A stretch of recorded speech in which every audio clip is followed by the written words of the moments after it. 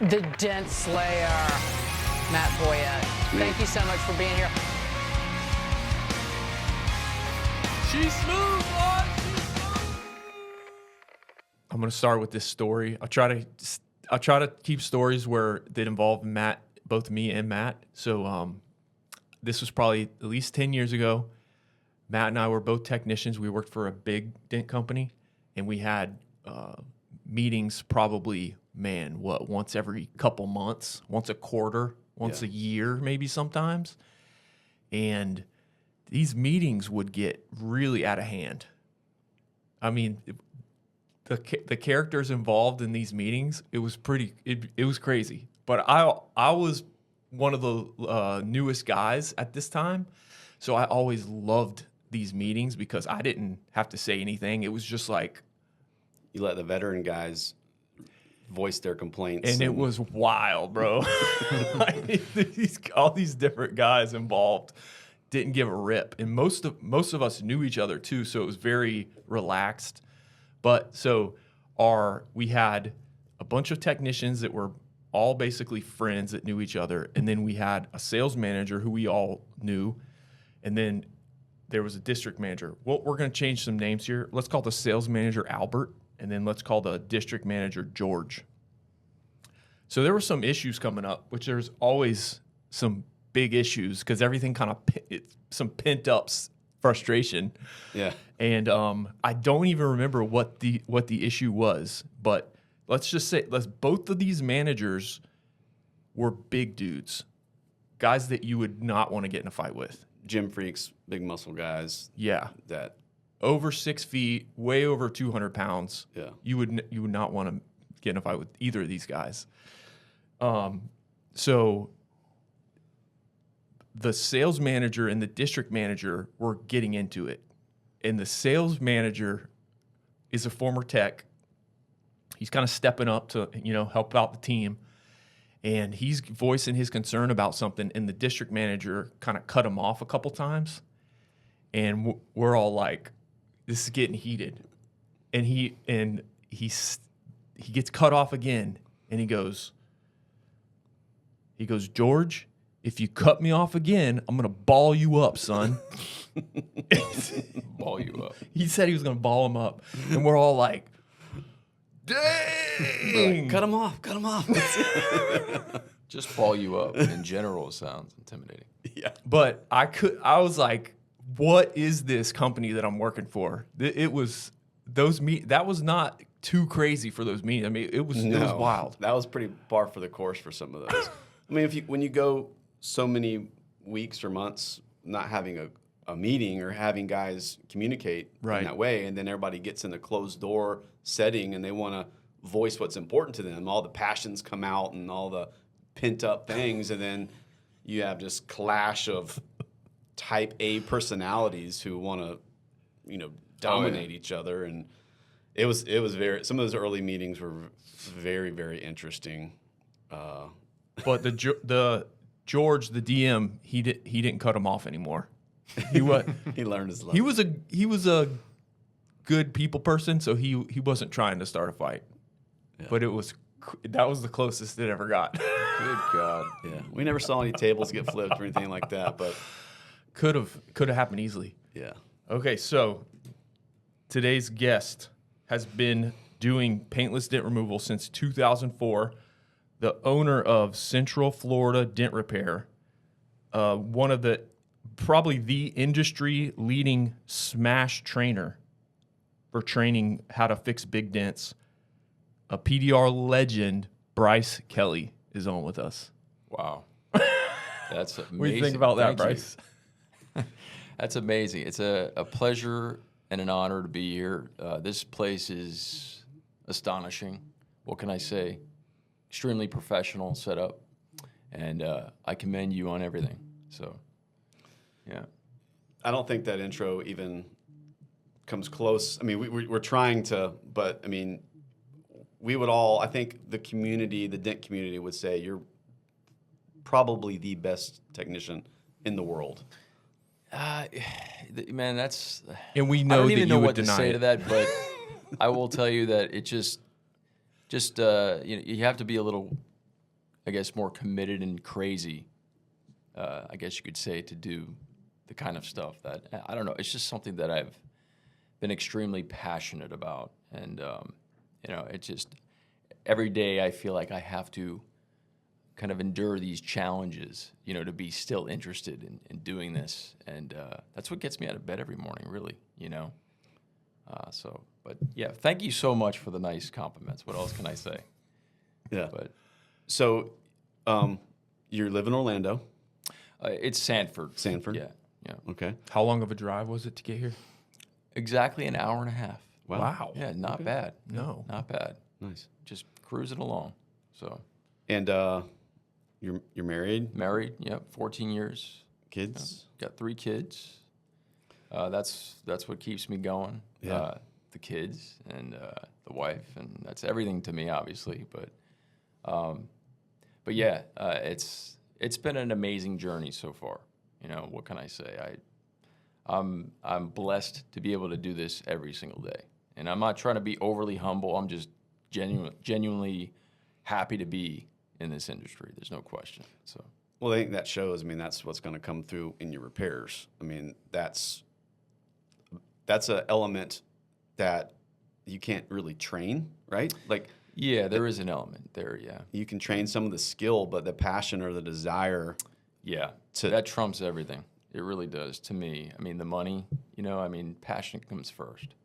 You know, you have to become laser focused on being the best you can possibly be before the money comes. You know, that's just what a lot of guys don't see that. You know, getting into this, they see dollar signs. Oh, yeah, I can make that $100 in 20 minutes or whatever the case is, right? But everybody wants the story without the struggle, right? That's just what it is. And you have to put the reps in, you know, to be able to do this every day, you know, the way that I'm doing it, at least, you know. So we're gonna go way, way back. Okay. Back to the beginning. So where did you grow up? I grew up in a little town called Manorville, New York. It's on Long Island, and it's there's not much out there, but just humble beginnings. And my dad was a hardworking mechanic, and I saw him, you know, just do what he did every day. And like, I used to ask him, you know, at the dinner table, if I said, Dad, I said, why do you do what you do? And he's like, oh, I just, you know, I love working on cars. And I said, are you the best at it? And we just kind of shrug it off, you know, like, but I came to the realization that he actually was the best at it, you know, and that's where I kind of get my inspiration from my dad. So. What do you mean that he was the best at it? Like, what did you see in him that you would say that? I would always, like, you know, people would always, you know, call him up for advice, and I, you know, he'd pull off on the side of the road. You see somebody stranded, and he'd find a solution for their problem right then and there, and then that to me had a huge impact on how I kind of run my daily operation, you know. So if that makes any sense, I guess. But that's a character thing, right? It is a character thing, yeah. More than an ability to turn a wrench. I mean, right. Like those equally work towards the same goal 100%. of being the best, right? Right, yeah. So did you have a good relationship with your dad? Oh, yeah, it was amazing. I mean, my dad was just a genuinely good person. Still is. I mean, obviously, he's still alive, but I mean, what can I say? I mean, it just was just a great upbringing, you know, from the start. And I was blessed to have 2 really caring parents, you know. So. So what did your mom do? My mom was a preschool teacher, and she was super passionate about that as well. And you know, a lot of people looked up to her. The church community. It was a Catholic church she ran a preschool out of, and that went on for like 20 years, and she had a good, successful career doing that. And but yeah, just overall, man, I'm blessed. What can I say as far as having 2 good parents? You know, yeah. So you grew up Catholic? Grew up Catholic.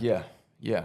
I'm just I still am to this day. Yeah. You know, I mean, I don't go to church as much as I should probably, but of course I believe in God. You know. Yeah. You know, it's just one of those things that just stays with me, obviously. So. Yeah, well, I mean, your character, how you're saying your dad would help people. I mean, you know, there's got to be a foundational reason there for these things. Oh, so, yeah. 100%. Yeah. That's awesome. Yeah, I mean, my dad was, you know, he kind of ran an under the table thing at the house. He would always have friends bring cars over and fix them. And, you know, my dad would sit there and chat for hours with them about their car problems. And, you know, I just saw he just wanted to help, you know, with a solution to their problem. And I don't know, I just kind of picked up something, you know, from that. And it sounds like you grew up like with a community, like with a real community. People are at the house. You know, you're going to church together. How do you think that kind of influenced your upbringing? I mean, it just taught me morals, I guess you could say, and you know, to always do the right thing, have integrity, just community. You know, these are all important aspects of running a business, believe it or not. I mean, it kind of translates into how we do business with people, you know. So I think that's really important. So describe like you're like a classic Saturday. You're growing up, you're 10 years old, you're 8 years old. Like, what are you doing? I usually would have to go out in the garage and pump brakes for my dad. I remember that. Holding the light? Yeah. I pumped the brakes, and I was always worried about messing that up. Because, like, if you get air in the lines or something, then, it's a big deal. Wow. Beads of sweat on your... Don't mess Oh, up. yeah. You have dreams about that to this day? Of course, Nightmares? Of course, yeah. Bleeding the brakes. But, no, he was always a easygoing guy. Yeah. You know, never screamed or yelled. But you know, that was a typical Saturday. He would work Saturdays at the house. So that means you would be working Saturdays at the I house. would help him out, yeah. Yeah, you wanted to, or did he make you? I was just kind of intrigued Yeah. by the whole process of working on cars. And that's where kind of all this stemmed from is, you know, being intrigued. Like, how does something work, you know? But that basically captivated me and kind of kept me in the car business, I think, you know, for so long. So What other things were you into as a kid? Like any sports or hobbies? You know, I played baseball for all the way up to high school, and that was fun for me. I was a catcher, and that was a awesome kind of experience to kind of have. But you know, at some point, obviously, you know, being a pro baseball player is extremely difficult, but I just kind of lost interest in it, I guess. And I mean, I before that I played drums. Drums were like when I was, I think, maybe about 6. My mom brought me to the music store for the first time, and I was like, "What is that?" You know, a drum set just sitting there, the lights on it. I was like, that is just badass. I have to have something like that, because I saw a guy, you know, he was just in the store messing with it, and but I think that's what kind of sparked my interest in just music in general, you know, and rhythm and percussion. And that day when I saw that, I begged my mom for, you know, months, and she finally caved in and got my first set. We didn't get it from the music store because it was like a drum workshop, really nice, like $1,000+ drum set, and way more than that. But we settled for the Sears surplus clearance version of what's called a Gretsch 5-piece bare minimum set, and I made my parents nuts for the next 10 years, you know, with that drum set, you know, playing every single day. Wow. You know, Def Leppard, Judas Priest, all the really kind of 80s, early 90s bands out there, you know. So And so that was when you were 6 years old. 6 years, yeah, Wow. 6 years old was when I started playing drums, and I kind of lost interest in that as well, but I stuck with that probably into middle school. I remember in middle school is freaking awesome situation where they just built this brand new middle school, and they had an amazing music room. They had a drum set, and then all the instruments on a stand in this place, and we would go in at like 7 a.m. My buddy Dave and I, and we would just play drums, and like literally there was, because the doors were right behind us and they had glass. There was like piles of people outside watching us play, and it was just like the raddest experience as far as like just. That was the first time I've ever like played in front of an audience, and like people were just intrigued by it, But it was, just good times, things like that. So, wow, I think that's the first time I ever heard someone say, like, an awesome situation in middle school was middle combined. School's a tough transition, man, for anybody. Oh my God, yeah, my son's in middle school right now, and it's challenging, Yeah. But that's a tough transition, I think, for anybody. Yeah. So were you a good student? Yeah, I mean, I wasn't like on a roll, but I did enough to make it through. Uh-huh. You know what I mean? I wasn't like an overachiever when it came to academic stuff, but it was, I tried not to be kind of, I hung out with like some pretty interesting people, like, like the cool kids, I didn't try to be as influenced by them, you know what I mean? I was kind of like in the middle there, but I had a pretty, pretty cool group of kids that we all hung out with, but you can edit that part out. Okay, so when you were a kid, you're working with your dad, do you remember like your first memory of knowing or having something that you wanted to be when you grew up? Yeah, I mean, I think I definitely wanted to do something car related. There's no doubt about that. I even actually, before I got into dent repair, I went and got trained to be a window tinter in Tampa, and I was going to do just window tinting. And I realized quickly that was extremely difficult to do at a high level, and I just didn't give it really enough of a chance. That's such a pain in the ass, window tinting. But looking back, the level of difficulty you do now in dents. I know, yeah, I know. You would think, but I just think of like window tinting. It's an amazing skill to do it at a really high level, but it's just so monotonous. You know what I mean? Like our situation is like different every day. We get to challenge ourselves on different, levels and do different things. But yeah, it got mundane, and no one's impressed if you do a good job on their tint, right? Like a perfect tint job is just the other standard. tinters. Yeah. But there's not a car doesn't. People with a certain car aren't like, wow, I wonder if it's going to be. He's going to do a good job here. They just expect it to be perfect, and nobody's impressed if you do a good job. Yeah, 100%. Yeah, and so I quickly learned that window tinting wasn't my niche, and I was actually doing window tinting. I worked for my dad actually for about 3 years prior to getting into PDR, and I did just some window tinting jobs on the side. We had a little sign outside, we offer like certain films and window tinting and all this stuff, and I just got to the point where I was like kind of like burnt out, doing window tinting. It was just to me it's just a giant pain in the ass, to do. I didn't do it well, so I said I ditched that, and I. How did y'all go from Long Island to? Did you move from Long Island straight to Sanford? My story's all over the place. I'm sorry. Yeah, man. no. And I'm glad you're doing it. You're kind of going back, which helps me. It guides me because I'm scatterbrained when it comes to this stuff. But I basically we made the transition from New York to Florida because my grandmother.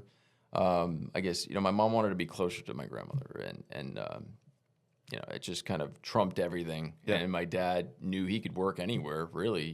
Being an auto mechanic, highly skilled auto mechanic, and we transitioned up to Florida in '88, I think it was, and moved here. My dad was having trouble finding work, believe it or not. So a buddy of his mentioned something about Matco selling tools on a Matco truck, and he purchased one of the franchises and realized quickly that was not his forte. And so when y'all moved down here, he opened his own mechanic shop. No, he opened a Matco franchise. So he didn't. When y'all first moved down here, that's what he did. Yeah. Okay. That was actually one of the things that helped us make the decision as well, because there were some promises made, by one of his buddies in Florida, like Matco is the way to go and all this. And then with my grandmother, it all came together, and they just pulled the trigger and went. And we went along for the ride, and it was, we got here, and my dad just, wasn't as successful as he wanted to be selling tools. Was he giving too much stuff away? Yeah, no, he was really kind of chasing money. In that business, it's kind of a tough business to be in, because you're always wondering who's owing you money and this and that, and he just was like done. He's like, I'm not doing this. He has like chasing money in the sense of he was trying to collect money. Collect money. He wasn't like not chasing. I shouldn't say chasing. I should say collecting. Okay. Yeah. Okay. And thank you for that. Yeah. But it didn't. I was like, he doesn't sound like a guy who's just after the dollars. Like what? Yep. What happened? Chasing that money. Yeah. No, but he just, he's got this kind of like innate ability to turn wrenches, and diagnose things. So he went back to mechanic work, and he found a good position, paid pretty well. It was in Altamont Springs, Florida, and he was, there for probably about good solid maybe 10 years before he decided to pull the trigger on opening his own business, which you just did yourself. And congratulations on that, by the way. That's a tough decision for anybody to make. Tough transition, and you're doing it, which is huge.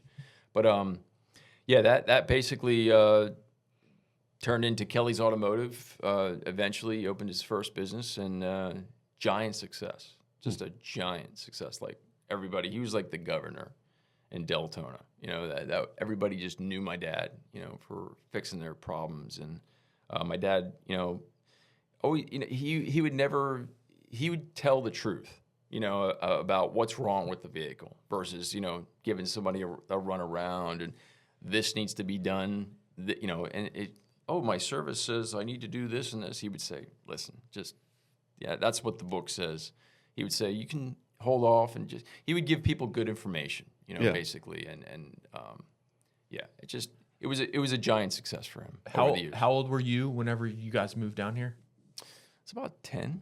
Okay. Yeah, about 9, 10, something like that. And then how long was he doing the Matco before he opened up his own? It was probably 6 months. Okay. Yeah. So you're 10 years old when he starts Kelly's Automotive, basically. Basically, yeah. Okay. Yeah, basically. Well, no, I'm sorry.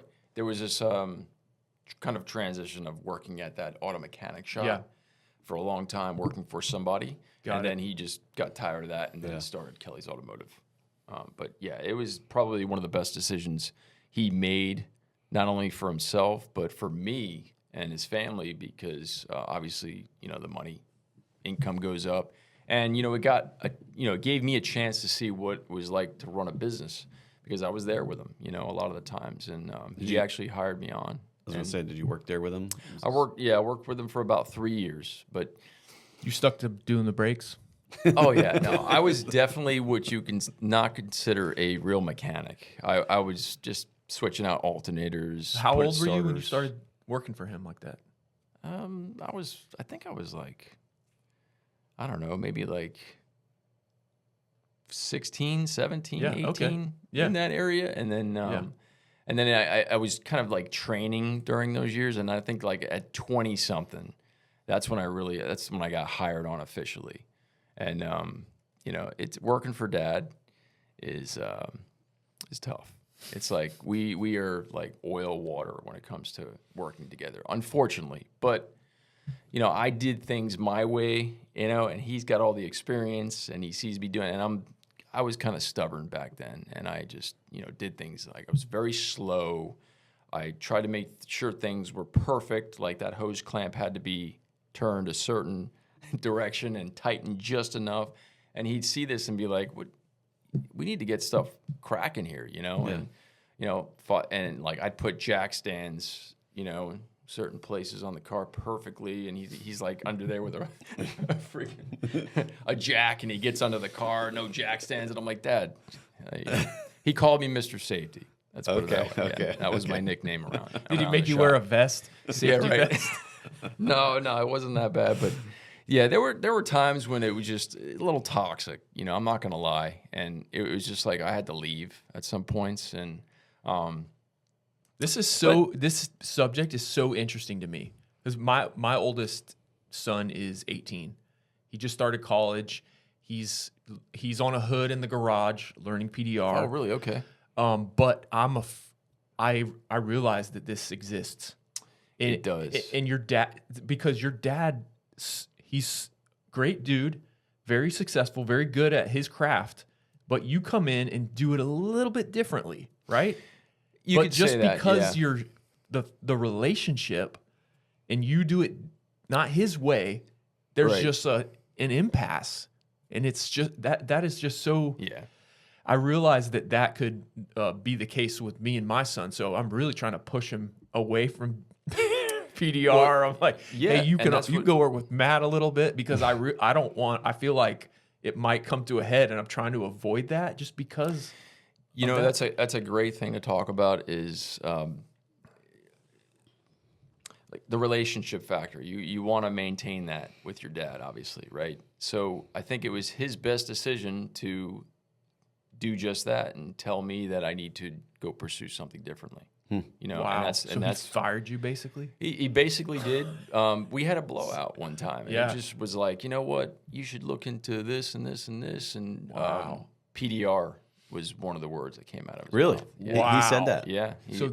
Wow. So And- he had experience with PDR. Well, the experience that he had with PDR was he would service some of the wholesale cars that would come in, and PDR technicians would show up while we're working on a car and fix a dent here and there. And that's what kind of really captivated me. Like, that wasn't the initial inception of kind of me seeing it for the first time, but it was just like I saw it being done, and I was like, man, that looks pretty good, but man, I wonder if they can make that look like perfect, or better than what it is. Because these are wholesale guys. They're coming in and just They're doing it your dad Jacking them style. Hurry, get it done. We got to keep things cracking, keep things moving.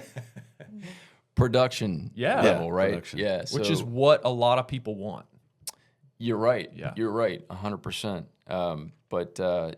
That's basically what happened. He just said, I think it's best that you probably go on your way and do your own thing. And I was actually thinking about even starting a mobile oil change, like mobile mechanic type thing. And I was ready to pull the trigger on one of those little vans. And I think at the time the Ford Transit Connect was coming out. And I was like, man, that thing's badass. I got to have one of those for, what I'm about to do. And he talked me out of that. And that was probably one of the best decisions I made, because I mean, listen, I don't want to, roll around at somebody's house on the ground, changing oil or brakes or, whatever the case is. I mean, not to take anything away from that part of the bit, because we obviously need those people, right? But I saw it as an opportunity to kind of always be in demand, right? Like everybody needs an oil change, everybody needs their tires rotated, whatever, And he just kind of talked me out of that. He's like, you know what?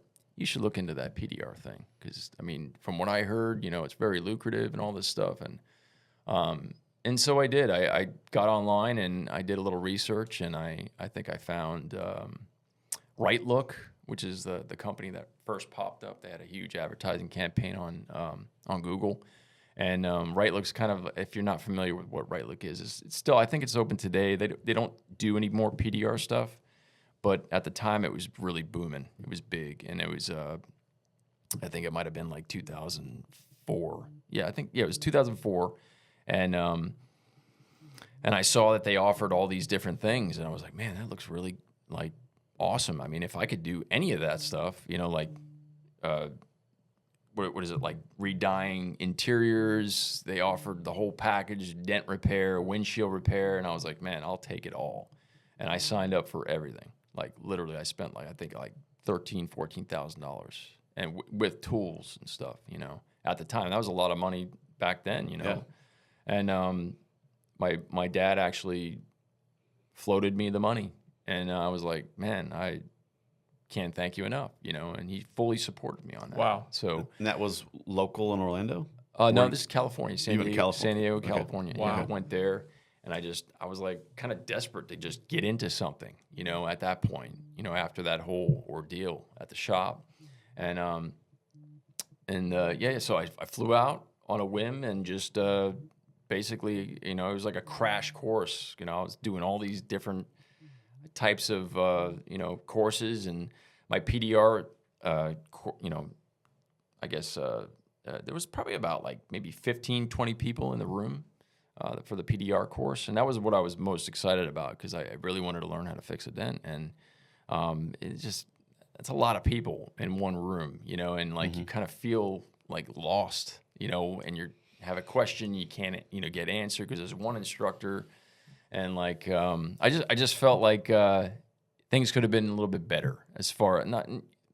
Maybe that's one of the reasons why they're not doing PDR stuff anymore, because it's just they try to like, obviously capitalize on as many people as they could to get in the room, and then just the instruction part of things. And I had a great instructor. It's just like I think the course setup could have been a little bit better, and run differently. But yeah, it was a pretty humbling experience, to push it down, like trying to find your tool tip is like for the first time. What do you remember being the most difficult for that phase, like learning and that first year maybe or whatever? Yeah, I think the most challenging thing for me was to understand like where exactly my tooltip was. Like, I mean, that's just like That's where it. That's okay. the whole thing. I know it's there somewhere, and things look like they're getting a little bit better, but over here I'm making a giant poke mark somewhere else. Yeah. So and then I'm like discouraged, and I'm like, man, I don't want to do this. And that's exactly what happened. Is I put my tools down for like 8 months. Really? Yeah, my tools just sat up there, and I remember my grandfather came to visit my dad's shop, and this is basically what led to me getting back into business with my dad again, because I was just like, I can't do this. It's like too hard, right? It's just too difficult. Well, maybe I wasn't trained right, and that's probably one of the reasons why I wasn't, where I wanted to be, because it was like 5 days, and you're just, and that's it. You're out the door. 5 days PDR or 5 days everything? 5 days everything. Wow. No way. So yeah, this is what like a training what mill. are all the things that you learned in 5 days? So I learned. Are you ready for this? Let's go. Windshield repair, paint touch-up. Yeah, no, I learned. It was like interior repair, paint touch-up, smart repairs like bumper spraying. Wow. What else? Like literally everything. I touched on pretty much all those, and in 1 week, kind of compressed week. And I came home, and my mind was just like, what am I? My brochure when I got home, like I started working on my like branding and marketing and stuff. And my brochure was this giant thing, okay, where it shows a picture of me like fixing a windshield, fixing a dent, which I had no clue how to fix. And then I had like, I did car stereo installation, like anything to get people in the door. I just felt like I needed to kind of capture something, find my niche, right, so to say. You could basically do anything related to a car. Anything. Yes. To a certain level. This is your one-stop shop, dude. Like Brake you could get repair, windshield, tint, dents. PDR. Yes. Everything. Yes, Smart and repair. I remember like when I was doing my decal, it was kind of funny because like the list of stuff on my windshield was just like it took the entire rear windshield up, just all the way down. So it's like paintless dent repair, jack of all trades. And I just remember I got to a point, man, I was just like, I gotta master something here, because people don't take me seriously when I when I pull up to a light and people are like, what the hell? This guy's like a gypsy or something, like just doing it all. And I just, I just had to figure something out. So I think what happened was, not to make the story boring. No, I'm sorry. No, this Tell me is if not this boring is too to me. long-winded. No.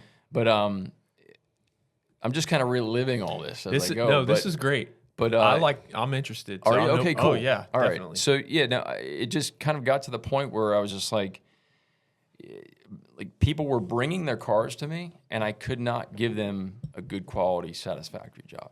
And I said, I have to do something about this. Because at the time, I had a little sign outside I added to the window tinting stuff. It said Paintless Dent Repair, all this. And like, someone come in, oh, yeah, you guys offer that Paintless Dent Repair thing. I got a little dinger on my Sebring. Which, if you don't know what a Sebring is, I mean, those are the worst cars to work on. But, yeah, so he brings it back, and I had this, like, little tent set up. I mean, I was spraying cars. I was doing all this crazy stuff. I basically got all the training, and I had everything set up in this little tent in the back of my dad's shop. My dad was super nice to let me have that in the back. And, when I wasn't busy doing that, I was still working with him, like replacing a, radiator or something, whatever the case was as it came in, and I would just help him there.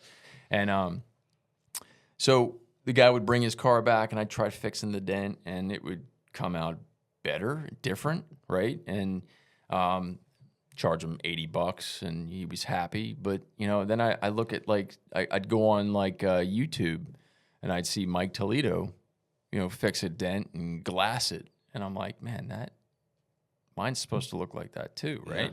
Yeah. and it just didn't. And I just, so I decided to really kind of delve in and just get laser focused on PDR at that point. And I started watching some, videos online.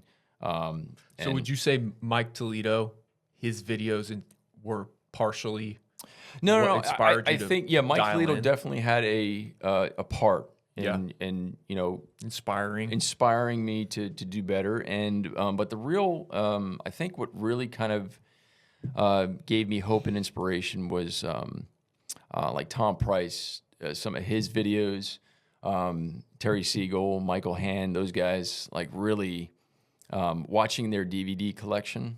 That's what really got the spark flowing. Did you buy their I bought their DVDs. Oh, yeah. I bought them all. Do you still have those? I still have them. Wow. Yeah. Still have them, yeah. That's so great. Those guys gave me like everything I needed, so to say, right? To at least, get going, in the right direction, right? Because I was on the path of destruction before, right? I was just like going down it was bad. So the in-person training basically just got you to where you could mess stuff up, and then you dialed in with the DVDs. You got it. Wow, 100%. And then you were you didn't have any mentors. Connected the dots. Yeah, you were basically self-trained after that 5 days. 100%. Wow, that's it. Yeah. So yeah. Basically, what happened was while at the shop, one day I got a phone call, and this is, I've already got my business cards out there. I literally went to every dealership known to man within a 60-mile radius of Deltona. And I just traveled all day making no dollars. With your brochure, or is this when you were just PDR? I had a brochure. I had a headlight. Oh, yeah, headlight reconditioning. That was huge, too. Sir. Yeah, of course. I was putting flyers on people's cars. They were getting pissed at me, calling me, yeah, I just got a flyer from you, and it fell down my door, and I need you to come open my door panel up and take it out. I'm like, this is not good. So that's another story. There was two. Let's hear that story. I want to hear this. Oh yeah, no. You sure you want to hear this? Yes. Yeah. So I was. I actually left out the part where I was into graphic design. I actually went to school for graphic design too, and audio engineering too. So I left out those two major things, but and I have a degree in business, believe it or not, and those are things that kind of help me do what I'm doing now. But back to the headlight restoration. So I made a bunch of brochures, I think, back in I think it was just about 2005. MySpace was really popular back then. And I made these, it was Vistaprint, where you get like your whole package. You get like your brochures, your business cards. They had amazing deals. And I get them shipped, and I made like a headlight restoration.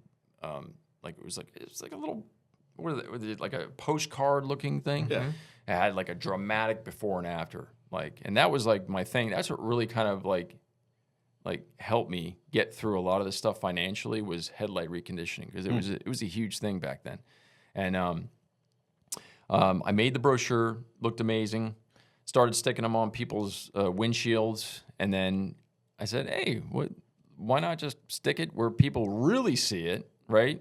And put it right, right in their, their door glass, and stick it right in the belt molding there, and so I'd get people were like, hey, how much you charge for that? And then I'd get like a few every once in a while. Hey, man, listen, I understand you're running a business and all, but I need you to come get this postcard out of my door.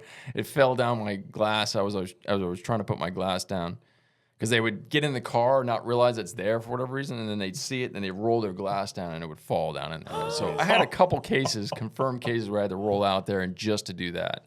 Yeah. And that was embarrassing. Yeah. To do that. But it was real. It happened. Yeah. And I took care of the situation, and they probably never wanted to see me again, which was fine. But I bet they were surprised that you came out to get that thing out of the door. Yeah, because like most gypsies wouldn't. No way. But am I allowed to say gypsies? You can edit this out. Okay. Yeah. I think everyone understands what that means. Yeah, this is listens America. to this. Yeah. So, but either way, man, it's like that basically financially helped me out tremendously. I will say that that headlight reconditioning was a huge thing for me. I could have made that a full-time thing, to be honest with you. I mean, I was probably making about $300 a day doing that stuff, which was huge back then. Were you just resurfacing, or were you spraying it with clear also? I was just resurfacing and then hitting it with what's called Plexus. I don't know if you know what that is, but it's marketed as like we use it on the space shuttle, kind of deal. It's a plastic protectant, UV protectant, that when it was done, I would just hit it with that, But is that like a spray or like a wipe or what? yeah, it's just like a polymer spray, basically. Okay. Yeah, you spray it on a microfiber and wipe it on, and then just like like wax, I guess. It just kind of goes in there into the porous plastic, and you wipe off the excess and whatnot. So it kind of protects and UV protects them. But then, the customers, I had to start giving them disclaimers that the oxidation is going to come back in 3 months, So because you really do need to, like you said, clear them to do a really good high quality job. But I wasn't doing that, and I got kind of burned out of that as well. But I got a phone call. This phone call literally like changed my life. Changed the course of my life. And what happened was I was in the office one day, and or I was at my dad's shop, and my mom called me in, and she's like, yeah, you got a phone call from some guy, and go in there, and I answered, and hello, this is Brice. Kelly's Auto Reconditioning is what I was called back then until I became Central Florida Dent Repair. So basically, answered the phone. He's like, yeah, hey, I need you to come down here now, and if you can, and just pop out a few dents. We're at the auction in Sanford, and we got a body shop there, and our dent guy is literally sleeping in a car right now, and he's hungover and all this stuff. And I'm like, okay, all right, yeah, I can maybe try to stop by there tonight or something like that. And he's like, yeah, you don't really understand. I need you to come right now. I said, okay, well, just give me about an hour or so. I'll drop by and see what you have. He's like, oh yeah, I wanted to tell you, I found your business card in a puddle of water at the gas station. So, and I'm like, really? Okay, and that's interesting. And he's like, could barely read the phone number, but just that scenario just changed my life. Him looking down and seeing that, maybe my graphic design was on point. Maybe that graphic must have been. So, because my business card was like pretty dramatic. I had a before and after, like headlight, then a before and after dent. It's just real clear and dramatic, right? So maybe it was like kind of fate, like it happened for a reason, like right. So, so I go down there, and I didn't realize it was an auction. Like, it was a big deal. Like, they were pumping cars out of this huge production facility, and like, I could not believe that this guy was sleeping in his car, and like cars are just lined up. Did you waiting when to you be got done. there? Was he in his car asleep and you saw him? Oh no! They told him to go home. Okay, yeah. So I got there, and down here. he's like, I need you to start these. Just invoice me on all these cars, and I'm like, which cars? He's like, the 50 that are sitting right here. I need you to go up and down, make sure they're all like straight and all this stuff. And I'm like, I have no idea what I'm doing. Like, literally just jumped in and just started swimming. Yeah. Right. So I had no idea how to invoice. I didn't even know, like, I didn't know any of that stuff. Like where do I turn the bill in? How much do I charge? Like, I was green as all hell, right? So I basically just started fixing cars, like, right out of the box, and, like, just had no idea what I was doing. I was fixing giant dents that's basically where this all comes from. Like, it was just pure ignorance, like, just fixing stuff that it shouldn't have been fixed, right?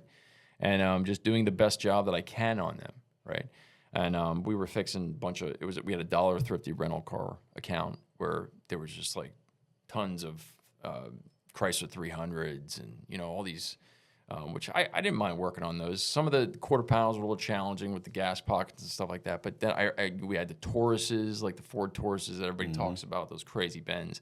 And I learned on those cars. Like, that's where I basically cut my teeth, on all those cars. Really challenging cars to work on. And, but yeah, like, what happened was I got to the point where I was overwhelmed, and I was making lots of money. I mean, I was just, like, instantly thrown into making tons of money from $0. They kept you on kind of long term there? It basically turned into a long term thing. Yeah. They didn't really care so much about quality. They were just like production. Like, this is like, it's like a big production, get them in, get them out type deal. Make them look good from 10 feet. Exactly. Take the ugly off of them. Take the sting out of it is what we used to say, right? So what was it that they valued in you? It was basically your work ethic? My work ethic more than anything. Yeah. Yeah, it wasn't skill. They could care less about skill, and that at some point I started getting pretty decent at it. And, the lack of appreciation factor kind of set in and made me kind of transition into my mindset changed. Like, what do I really want to do and get out of this, So, but yeah, I just basically, just like I said, jumped in, started swimming for a long time, and I spent the next 8 years with them. And literally grinding and figuring out the ropes. And what happened was I got so overwhelmed at one point where I needed somebody to help me, and I wound up calling this same dent guy, like, that was there, and I had to beg them to bring him back in. Wow, this guy's a character, man. He was a character. Rest in peace, Chris Naylor. He was huge inspiration for me because, I mean, listen, he didn't have to do what he did, and he showed me some key things that really kind of set me up for my future. And whether or not he knew it, he just basically just said, listen, if you're going to blend, I learned blending from this guy. Like, I had no idea what the hell blending was, right? And I see him do it, and I'm like, okay, he just made that look pretty. I mean, he wasn't like the most amazing technician, but he was an amazing production technician where proficient. Yeah, exactly. And it was just enough for me to get to my next phase in PDR. And yeah, God rest his soul. I truly appreciate I appreciate him for what he did. He was, I mean, he took the wrong path in life. He made a bunch of money and, blew it all on, the wrong things. And, he was, I could tell you some stories. Let's just put it that way. I'm not going to get into it on the podcast, but him and his brother were just like basically they partnered together. They would do some hailstorms together. You wouldn't see them for months, and they were subcontractors for a really big name out there, and they just were not like really reliable, so to say. And they chose a different path, and they both wound up passing away like really early in life. Yeah, like, and Chris was I think 50 something, and then his brother was like 48. Wow. And they just a waste of talent, man.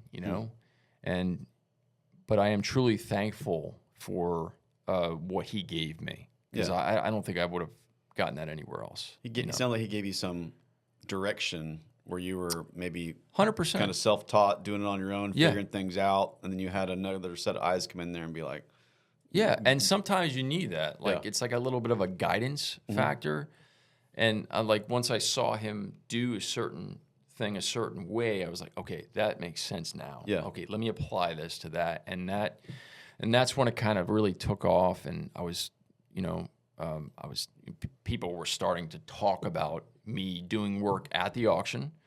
And I'd have retail customers show up at the auction, wanting their car fixed. And I was just like, it was just out of pure ignorance, though. Like, I was fixing things I shouldn't. I was pricing things way under what I should have priced them for. I mean, we were doing roofs on these dollar thrifty cars, like complete roof, like somebody jump up on the roof and destroy it for like $175.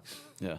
We spend the entire day on it, And those were the days I dreaded, but I learned so much. Yeah, I was about to say, those are some of the best learning grounds. I mean, obviously you want to try to get the money as good as possible, but you can't beat the ability to just have car after car coming in that's just beat up that you get to train on and learn on Reps. and experiment. And Dude, it's freedom of experimentation to just not care about what people, if, somebody's like going to critique your work, right, over some crazy. Yeah, I mean, none of the work was ever great, but it was just enough to get by the, with the auction and stuff. Well, you met the customer's need, which is what they needed. Right. Was decent repairs done quick at Yeah. high volume. Right. And that's, to be able to do that, you can't do everything perfect. I mean, you can't do everything glass. No, so you're you not going to can't. get anything done. I had to get out of that mindset. You know what I mean? I was always so focused on trying to deliver perfection, like on everything that I did, and that's what. I mean, that kind of got me a little bit into trouble with the auction. Like I wasn't meeting their production criteria, like in some cases, and but I also started to see the value in what I was providing, on the in terms of quality, and I was like, man, it's kind of a tough place to be, because I just can't let some things go, and but yeah, that's what ultimately led to me getting booted out of there, at some point. Like I said, you know what? It's a hail car. It's $1,300, like, what are you going to do about it, right? And I turned the bill in, and that's what got me kicked out, and basically he just said, I've had enough. And, it led up to, there was a lot of things that kind of led up to that, but for the most part, I was getting called into the round table like 6 months prior to me getting booted out, and they would all, power trip me, and we can't have these bills this high and all this stuff, and you guys are making too much money. Everybody hears that, right? Yeah. And I got to the point where I was like, you know what? I need an exit strategy. And that 6 month period of me, kind of seeing the light, I made myself a website. I started building my brand, I just, made some videos, before and after pictures, started getting all these things that I could utilize while I was at that auction, preparing for the exit, because I had all my eggs in one basket. And was a very, I was worried. Like, I was genuinely scared. I didn't have a family at the time, but if I did, it would be even more like pressure on me. But at the time, fortunately, I didn't have a family, and I was just kind of like thinking about what my next steps might be. But I started preparing, and yeah, lo and behold, I think what I did was I started an ad campaign on Google, and I started paying into that. It was like $250 a month, and started gaining some exposure on a paid advertisement with Google. And I wanted to make sure that I was hitting it from all angles, like organically. We didn't have About what year would you say this is? You don't have to be exact. Like 2011, maybe. Yeah. Maybe 2010, something like that. I can't remember. But yeah, I started having that exit strategy, implementing it, and it worked. And because I was getting calls from outside of the auction, like I was getting some work from. I went into CarMax one day, and I asked them if they needed any help, and that day they gave me a couple demo cars, and I fixed them, and so I started doing business with CarMax. I fixed a lot of their cars at airport location and in Sanford, and just started getting out of there. And then what I did was I utilized Chris while he was still alive, and he would come in and kind of cover for me while I went out and did CarMax, because CarMax was taking taking all my time, because I mean the people were better. You know what I mean? I mean, I'm not nothing against the auction. I mean, I would never look back on that and say like, man, I regret doing all that, because it's kind of a toxic thing, the environment, you know, and I just like family operation type thing. And I just wanted to get out of that whole deal altogether if I could. And yeah, that's what kind of led me to, you know, the CarMax thing, and they were like getting mad that I wasn't there, and they were just relying solely on Chris. And I get a phone call while I was at CarMax, pressure's on, we need you here now, you know, and I was just like, I was done, you know. So I just started turning bills in, you know, just whatever. And then they finally just said, you know what, can we curse? We can't curse on this, can we? Yeah, you can. In their words, they basically said, get the fuck out of here. And I just was like, okay. So I got my stuff, and I was 8 years of loyalty, you know, like giving them amazing like production like standards, and you know I was meeting their goals, you know, and they would use other guys, you know, and they had other guys come in and like try to do, you know, the things that I was doing. They just I don't know, I was more kind of dedicated to them, I guess you could say. And yeah, at the end it was just like, you know what, slit your neck, get the fuck out of here, you know. So what I hear through that story is, sounds like you learned a lot of skills there in the auction. You got some really good coaching from that guy, and really developed as a technician. Yes. You started getting the ability to do some high quality repairs. Right. And then you had this desire to do these. Yes. But then you have this other side of the fence, which is, nah, man, we just need quick production, low invoice ticket amounts. And so it sounds like you had this kind of personal, like, fork in the road where you were like, nah, man, this brings me joy or satisfaction. You nailed it. This way. Because it sounded like you could have stayed there and made money. Like if collecting a paycheck was all it was. You grew out of it. Yes. You grew out of Yes. that. Yeah. Yes. Yeah. I mean, and like I said, there's nothing against that place. It was a huge opportunity. It was an amazing opportunity for me. I literally learned pretty much everything about PDR, you know, working there. Well, it's part of your journey. I mean, it's part of It is, what yeah. that's made Brice Kelly is. That's your story. We hit on this, but I just want to emphasize it for the new guys, where you showed up to that place and your work ethic is what they wanted, right? Your quality wasn't there. So like if you're new, you're afraid of, you know, you're not as good as these other people in your market. But sometimes showing up somewhere and showing these dudes that you can hustle for long hours, you're not going to be sleeping in your car, just that alone, and they see that character in you, can get you an account and get you plenty of 100%. success. Yeah. 100%. Yeah. Yeah. Showing up, man. That's part of the deal. You know, you don't have to be the greatest. Showing up, answering your phone. Yeah. Yeah. basics. No, all this stuff goes a long way. There's so many times where, like at a dealership, you know, a manager asks you, "Hey, can you fix this?" And you're like, "Man, I can't fix it. Just try." And I'm like, I don't want to try because I know I can't fix it. But all they want to see is you try. Like you and I might know there's a lot of factors that makes this not fixable, but for them, they just want to see you put in that effort to try. It's not about the quality; it's about the effort, or Yeah. you know, just trying to service them, putting in the effort, and so you can get around not being able to do the repairs sometimes if you're willing to just show up, as opposed to the other guy who just walks away. I mean, and if you can continue to work through that as you develop those skills, and you can really put yourself in a good situation that you said your skills were getting there through that environment that you were at. And those are some of the best places to really learn and develop that skill, is in those environments where you're pushing the boundaries, right? You're doing repairs that you said you probably shouldn't be doing, or they're outside of your skill set, but you have the ability to learn. And as opposed to learning on a retail customer's car, who they know where the dent is, or you can't mess up the interior, you can't break a clip. There's so many little factors where you can't play around, you can't experiment there. But those high production, high volume accounts or situations where they're worth their weight in gold as far as developing and honing that skill set. 100%.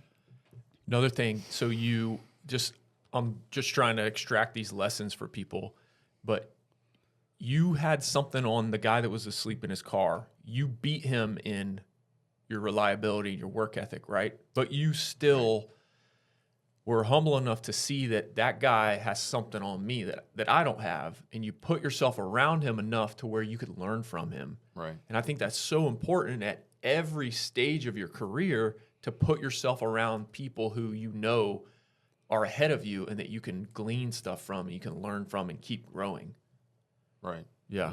Yeah. He's definitely an asset as far as, like, I mean, just some of the things that, these little things, little nuanced things that I was like, that's how you do that? You know, and like, yeah, I don't think I'd be where I'm at today without him. Yeah. But so even things like you see the way someone tilts their board this way. Oh, they just, a little tiny tilt makes the change, and you're like, oh man, this just changed my life. This just little tilt, how I see this thing. 100%. Yeah. You would never, it would take you years to stumble into that for yourself, to grow from that. Yep. But it happens so fast when there's someone else around. Right.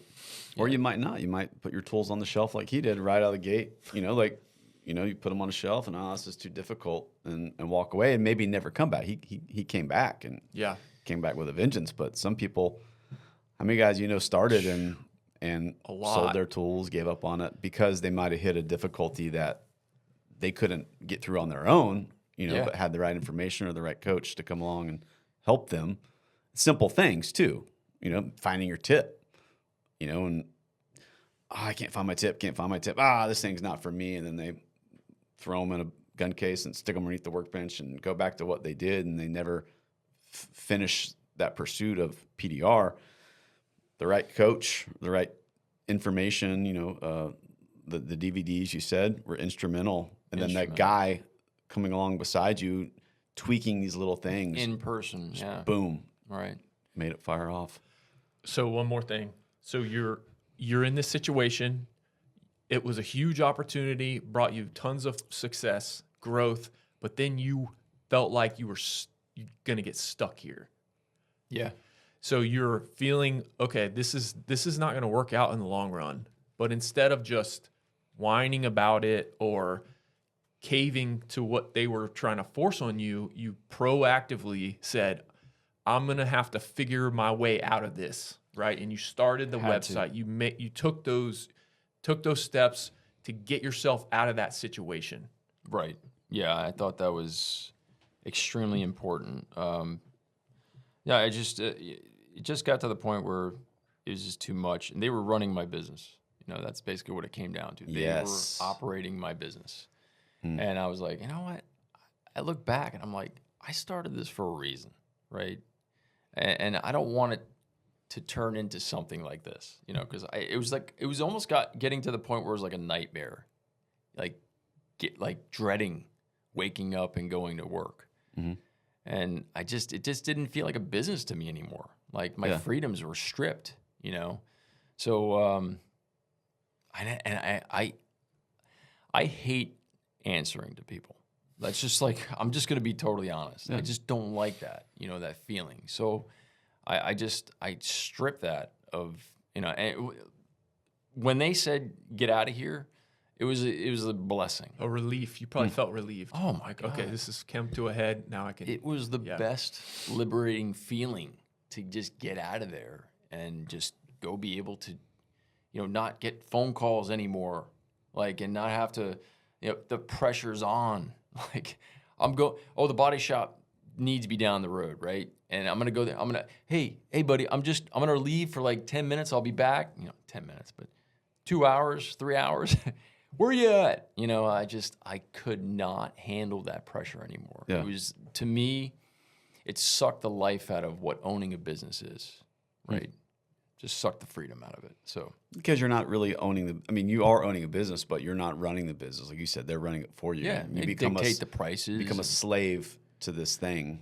And that's what I was. That's what it was becoming. And I just said, I can't do this anymore. Yeah. I think that whole story is so good, and that's your specific story. I think most dent guys can relate to that because I feel like most dent guys have had a very similar story. Right. Yes. Yeah. So it's so They relatable. have. I mean, but most dent guys don't understand that that is critical to their success. You know, in having that real world experience, like dealership experience. Like I've gotten on the phone with many guys that are like, "Hell yeah, I'm struggling with this thing, and I just don't know what to do next, and all this stuff." And I'm like, "Did you just get into PDR?" Or yeah. I just went to this and this course, and I'm fixing people's cars in their driveway and all this stuff. And I'm like, you got to get the real world experience first. I mean, before you see the dollar signs, you got to be passionate. You know what I mean? Yeah. You can't just like wake up one day and say, I'm going to take this course and be like out of the gate Superman, right? Because you're not. You got to put in the reps, man. That's so important. You know. One thing I think is important to note about that, or a lesson to be learned, is like that was your story or your journey, or what made you tick and the reasons you want to get out of bed in the morning. But there are lots of very good dent guys who they don't want to run their own business. They want to be that guy who is told where to be there, when to be there, how long to be there. Yeah. They just want to show up, do that, and that's a good route. Like that's an okay route if that's what you want to do. It's I agree. Very good route. I mean, like, I agree. Low stress. Yeah, it's easier. It's a different stress, right? Running your own business has its own stresses, which are astronomical. I've put in way more hours into my own business than I ever did when I was an employee. So, just from an hour standpoint, like it's double or triple sometimes, but it's just a different stress but that is a good journey. And if you are a technician and that is where you feel called to be a PDR tech, is working at an auction or working at a dealership or in-house at a CarMax, or, working as an employee of a company, we're not trying to say that that's a bad route to take. That is a valid route. It's just you have to determine where you want to be at, right? Right. And those yearnings that you said that you felt, your feelings to get out of that situation. I mean, that's just kind of where your story led. But you can be highly proficient and you can make a good career. I mean, I know guys who have been, with certain large companies for 25 years doing that auction thing, working over and over, and 4, 5 Nobody o'clock. knows who they are. Yeah. They're not even on social media. And when 5 o'clock comes, their phone is down, or it shuts off, and their life is different than mine. And when I'm here, arguably better than having to run your own business. Well, it's just different, yes, right? It's just different. Yes. It is, and it depends on what you're wanting out of this journey. There is absolutely nothing wrong with just doing wholesale, and you can make a crap ton of money doing wholesale if you do it right. Yeah. Right. So there, just to clear that up, I definitely don't look down on doing that. So I think it's an amazing opportunity to make a lot of money and just be kind of content and show up every day and just, consistent. You know what you're going to do every day, and, but. And like you said, there's a lot of just assassins out there, just good dent guys who can just roll through damage. Like, oh yeah. Like they might not be doing the glamour dents like we see, the big stuff but they're just proficient, just monsters. Glamour dents. I like glamour dents. I'm going to start using that. But they're just monsters. They're just rolling through damage. They know every car. They got 5 tools that they can carry around and get through, I know that model car, I need this tool. And they can just cycle through stuff and just turn big numbers. So real quick story. Back whenever I was working for a big company, your brother was still... Yeah. Okay, his brother had a Dodge Magnum when they first came out. Yeah. His wagon, brother's you know? like I he had remember those. lowriders, stuff like that. So he had a blacked out Magnum. It was sweet looking. You open the hatch, there's nothing in there. It has a little compartment that you fold up the, like the cardboard trunk cover. Right. All his tools were in there. He probably had like 7 tools. Incognito. Dude was fixing everything he needed to fix. Minimalist. He that's was awesome. rolling through damage. There was no issue with him not being able to fix a dent. No. How did he do that? But Guys can do it. Some guys can do it. he Yeah. just got it dialed. He had it dialed, man. Yep. I mean, he had like a little DeWalt bag, like a drill comes in or whatever, and he just had his hammer, knockdowns, whatever tips, and he would lay a couple rods and a flat bar through it. And he could carry that bag, and he could just walk up and down cars and Fix everything. He's a badass. fix stuff. And but that's what the job demanded. The job description was, we need 100 cars out of here today, and we need them look good at 10 feet, and we're not worried about this and that. And he could, I cap, and I can meet that need. And he just rolls through and pumps them out.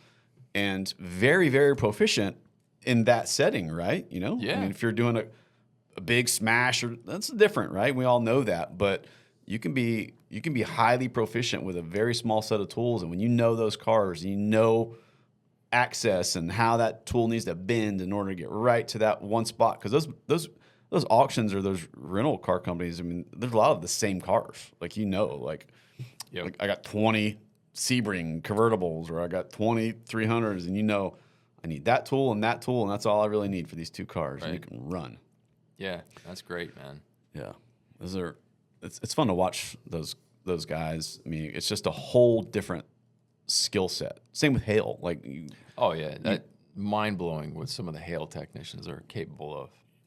Some of the fastest guys I've ever seen don't even have full tool carts. They have little glue pull carts that are literally like a foot wide, and they have maybe 13 tools on their thing, and they're just flying through damage because they know what they need. And if it's something extra, they have it sitting off to the side, they got to grab or whatever, but just super fast, super dialed. And I actually would love to just watch these guys work one day. I mean, it's fascinating when I hear these stories, these guys that are just like, it's on a whole different level, There's a lot to be said about somebody who just kind of has everything dialed in and just is fast and super clean, It's just, that's a whole different ballgame. They're not videoing their work. Nope. They're not taking any glamour. pictures. They are just... They're not doing glamour dents. There's so many different things you can focus on dialing in this business. I mean, in any business, but that's not a glamorous thing to figure that stuff out. But guys are figuring out all these little nuances of this job. Yeah. And they're just killing it. I've heard it called gaming it. You're gaming it, where you're trimming off everything you don't need, and you're just becoming super efficient, highly efficient, with very minimal.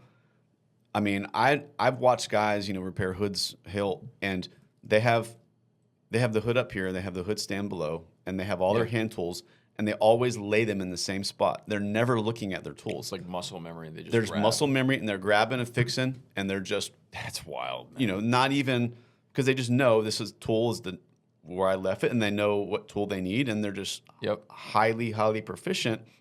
They're not choosing through 40 tools.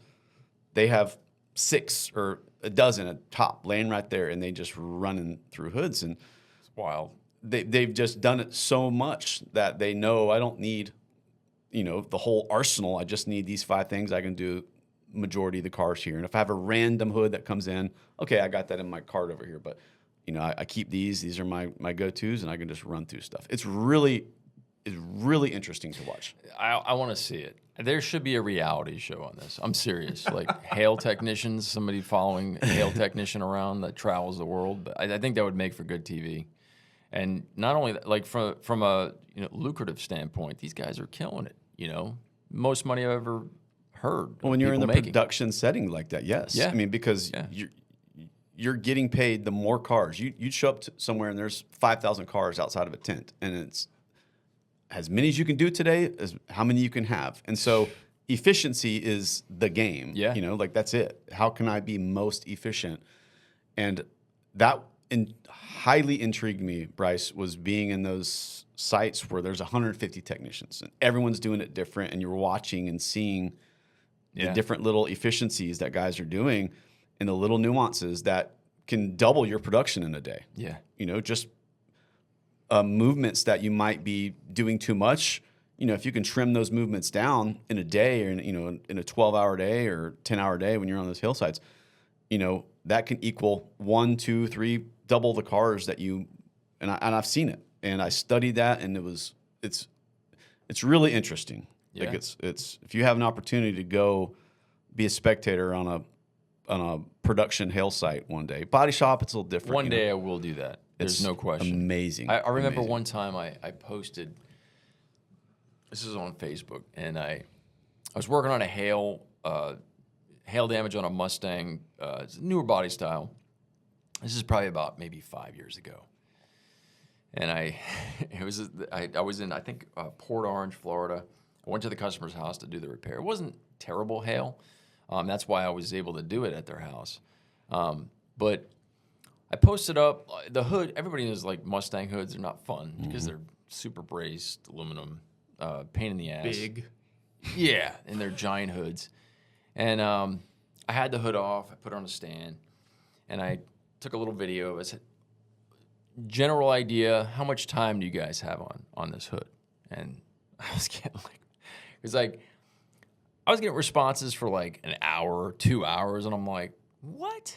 How would the hell is that even physically possible? 1 to 2 hours. I've got an entire day and a half on it. You know what I mean? So that just goes to show you that what the possibilities truly are, when it comes to or I should say capabilities of these technicians. Well, it's the same when those guys watch you do repair, and they're like, how is this even possible? How do you get all this movement? It's a different realm. It's a different skill set, and you're highly proficient in yours, and there are guys. Well, try to be. You are. But there's guys who are, as proficient in aspect in their skill set, and that's what I love about PDR is there's so many little nuances that you can learn from, and it was a blessing for me being on the road for those 8 years and being in that environment where it was just I've been around some amazing technicians that just mind blowing. I remember one time I was in a dent, and I was working with Casey, and there was about Casey Whitfield? Yeah, there was about 50 guys in this tent. And I want to say me and Casey were doing probably the most cars in the tent. There was maybe another group that was matching us, or we'd fluctuate, depending on the damage. Damage all the same? Yeah, all Dodge Rams. Okay. Just running through Dodge Rams. Right. No R&I. Oh, my God. What a dream. And so we're just running through cars. And we thought, like, oh, man, we're killing this. And some guy came in, and they're talking to us how many cars we're doing a day. And we'd only been there a week. And they're like, yeah, the guy who left before you, he was working by himself. He was doing what you guys were doing as a pair. We're like, what? We're moving fast. Like, we're flying. And like, yeah, that guy. His name was Mark Bacon. I mean, I'm sure you know Mark. Yeah, I've heard his name, yeah. They're like, yeah, he was doing what I'm y'all glad were. you're throwing names out because I need to look up some of these guys. Yeah, so I never worked beside him.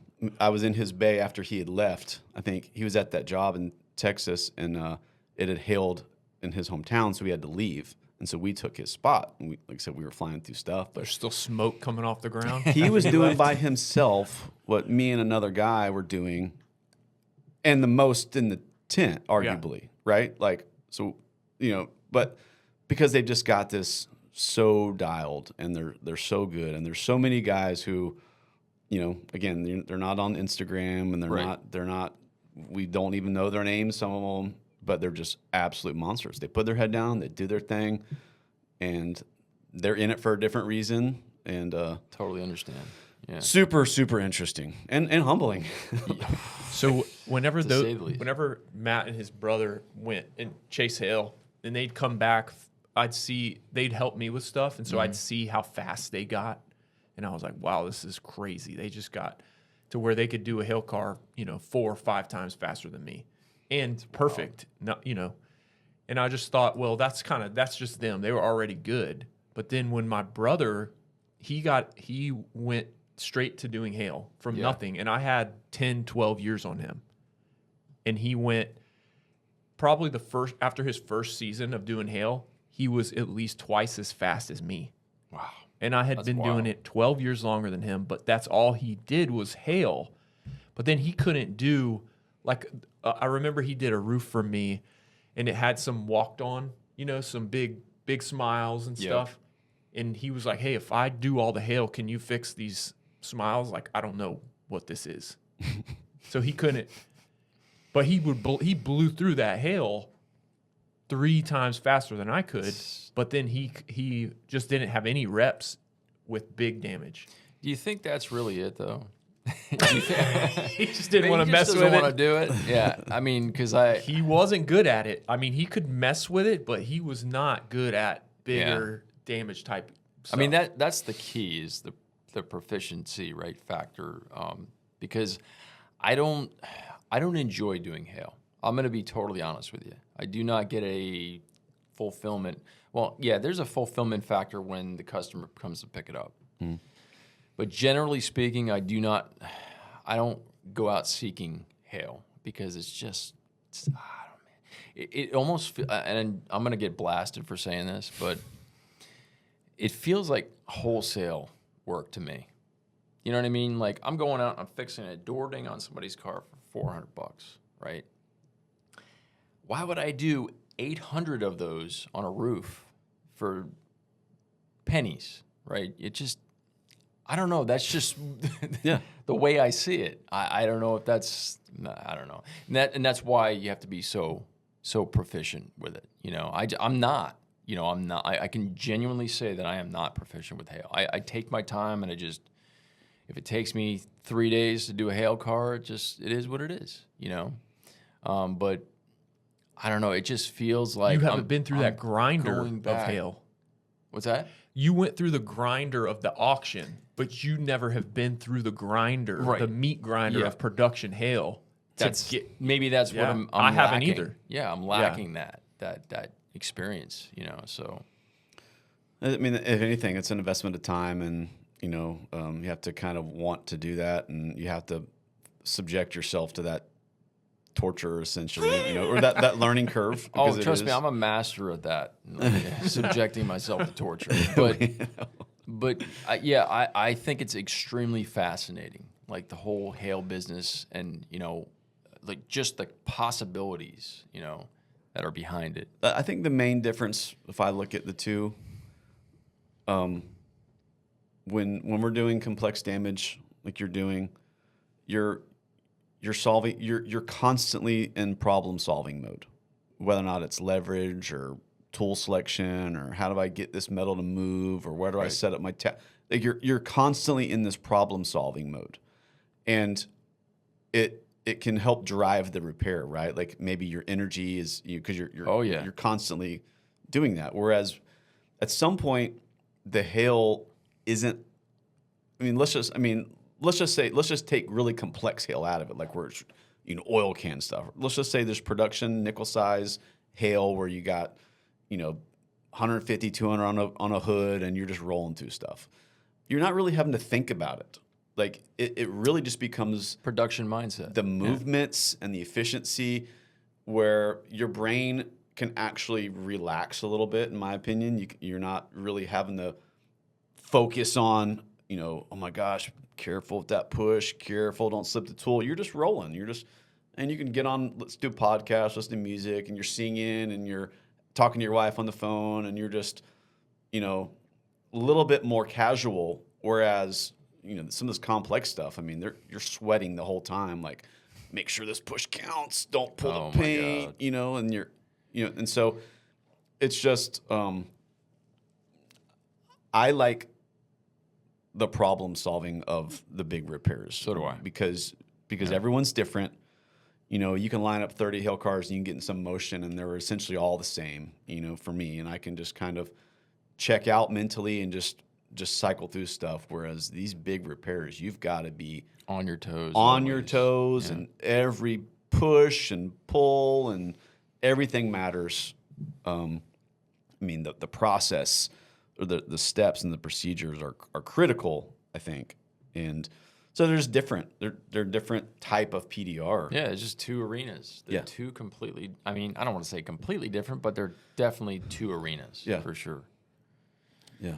So when you were you're doing more CarMax stuff. You're doing other wholesale type stuff. Yeah. How long did it take you to where you? Because I feel like you, in your career, you're always kind of seeing where you're at, and you're looking to prepare for what's next, right? So like, how long till you started preparing for getting more focused on retail? I think it was, let's see here. So I started working with CarMax. It was probably about maybe 3 years working for them. And then I just finally was like, man, I got it. I saw more and more people talking about, or heard more people talking about getting into retail. And, you know, retail, I think Sal Contreras is probably one of the biggest proponent. Like, he was for me, like, Sal Contreras, like, I look up to him tremendously. Like, he has kind of paved the way, so to say, for me, and probably a lot of other technicians. Just his ingenuity, like his way of thinking, doing things. And I watched a lot of his videos, and I said to myself, man, he called it retail heaven. I'm like, why is it called retail heaven? Because, I mean, the guy's charging what he's worth, and he's got so much work. He kind of built this name for himself where he doesn't have to worry about what he charges, and he's charging $2,000 to $3,000, $4,000 on a day repair, you know. So that really kind of, I think, intrigued me, and kind of set the bar as far as like what I needed to be doing, you know. And you know, the money aspect kind of came into play. You know, when I started to realize that, okay, now I've got this now. You know, I'm so passionate about it, and I wouldn't say mastered it, but at that point I was just like, okay, people are starting to pay attention to the quality of the work, and I need to charge accordingly. You know, I can go start making the money. So I really started dialing in heavy with the advertising on Google, and I think social media was kind of becoming bigger and bigger. And this is like when Facebook first came out. I started making some posts, and I think it was like maybe 2014, 13, 14. I think I stumbled upon PDR College, and that was real, like, kind of eye-opening to hear, like, all these other stories of, you know, what the possibilities are. You know, these amazing, like dollar signs were, you know, I mean, I could hear people talking about how much they were charging, and I'm like, man, I need to do that. So I did. I just basically executed on everything I said I was trying to do. You know, the website, everything was in place, and it just started kind of exponentially snowballing into this big thing of phone calls. You know, I was getting, you know, the workload was piling up. I was starting to become booked out for weeks on end. And how long do you think that took from when you started creating the foundations of that to where you were booked? I would say that really depends on how hungry you are. Yeah. You know what I mean? That plays a huge role, hungry and passion, you know. Yeah. I think it was probably about a year, a year transition, you know, from where I left CarMax altogether and got, you know, straight into doing retail. I left everything. I mean, body shops, CarMax, everything. It just turned into getting steady phone calls eventually with retail. But you know, I say it like with, you know, like nonchalantly. It's more of a kind of a, you absolutely 100% have to believe in what you're doing and do it at a very high level, you know, and show people that it can be done. All right, you have to. It's such a visual thing that we do, and nobody still to this day, nobody knows what the hell it is. But we're starting to see people recognize what it is.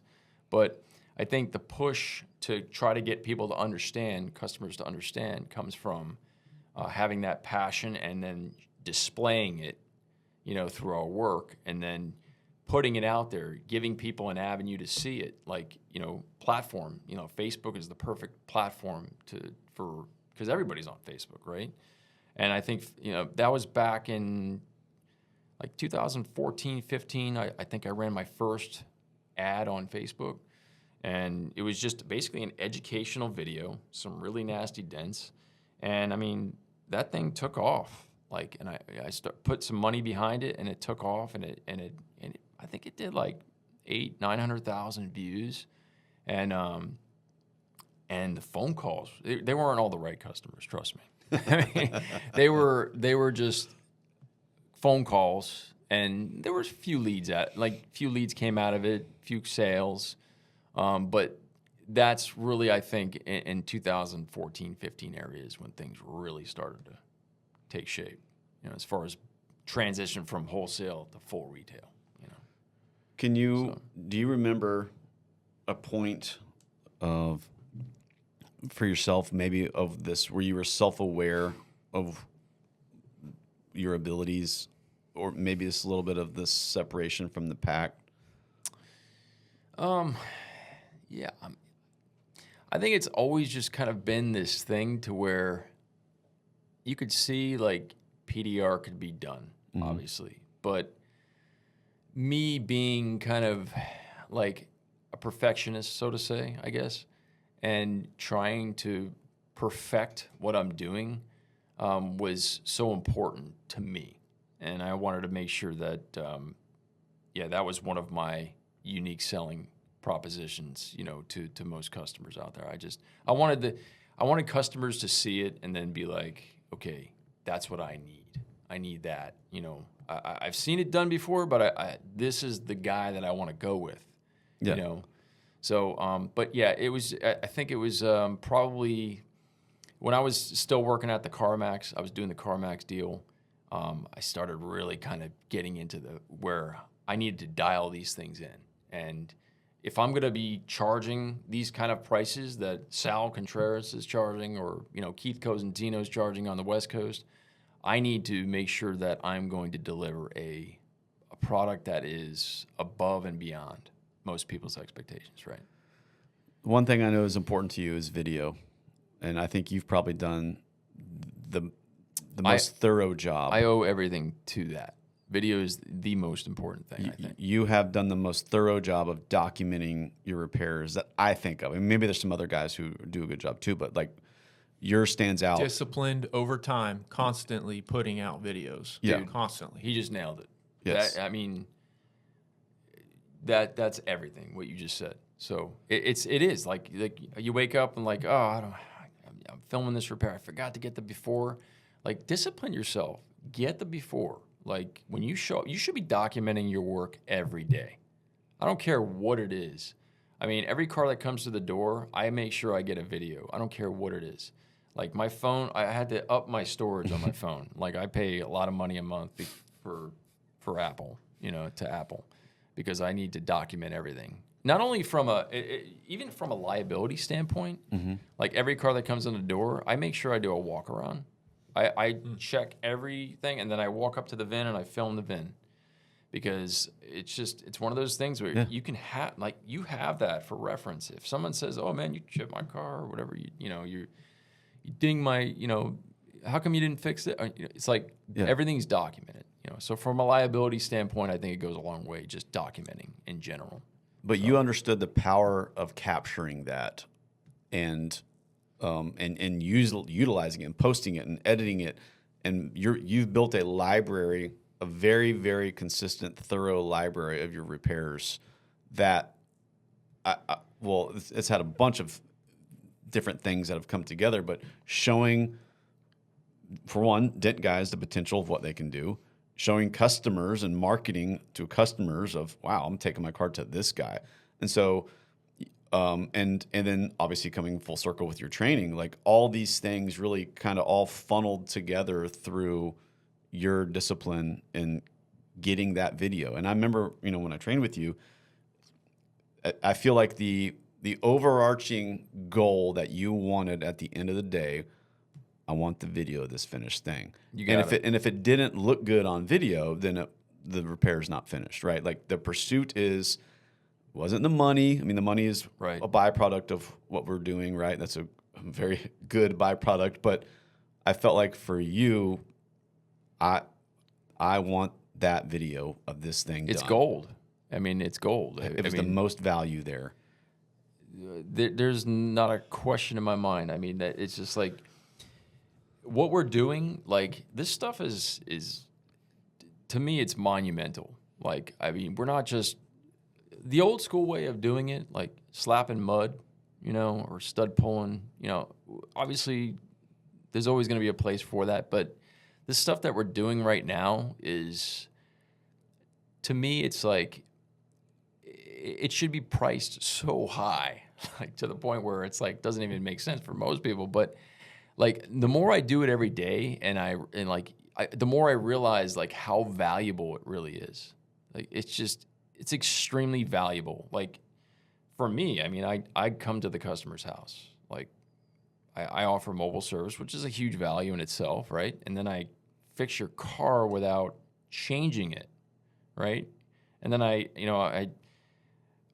it's just like, to me, that's a huge value, and I just think that, when that's not obviously the same mindset that customers have. There's some customers understand it, and they're just like, here's the checkbook, or here's the open check, write it for whatever you want. I mean, I had a guy the other day called me up. He's like, hey, man, I need you to come fix my truck. I don't even care what it costs. I'm like, that's the phone call I want every day, right? So you're like, I made it. so like when I get those phone calls, it's because like somebody told him about the quality of the work, right? And it's through the videos. Like, you earned his trust to where he could say that to you. Yeah, you built it. Yeah, it's a lot of work. Listen, I mean, I don't want anybody to get the wrong impression here. Like, it's a lot of freaking work. Getting videos, doing the marketing, the brand, all this stuff. It's a lot of work. But ultimately, like, if you want to get past the whole haggle part of things, you have to become undeniable to your customer. I mean, there's just no question about it. You have to be the person that they want for their problem. I mean, you have to be like on the best solution that they can get, right? And the only way to do that is to convince them that they need your services because they saw a video that, maybe it's the same car that they have. Like, when I send a quote out to somebody, I give them a preliminary estimate.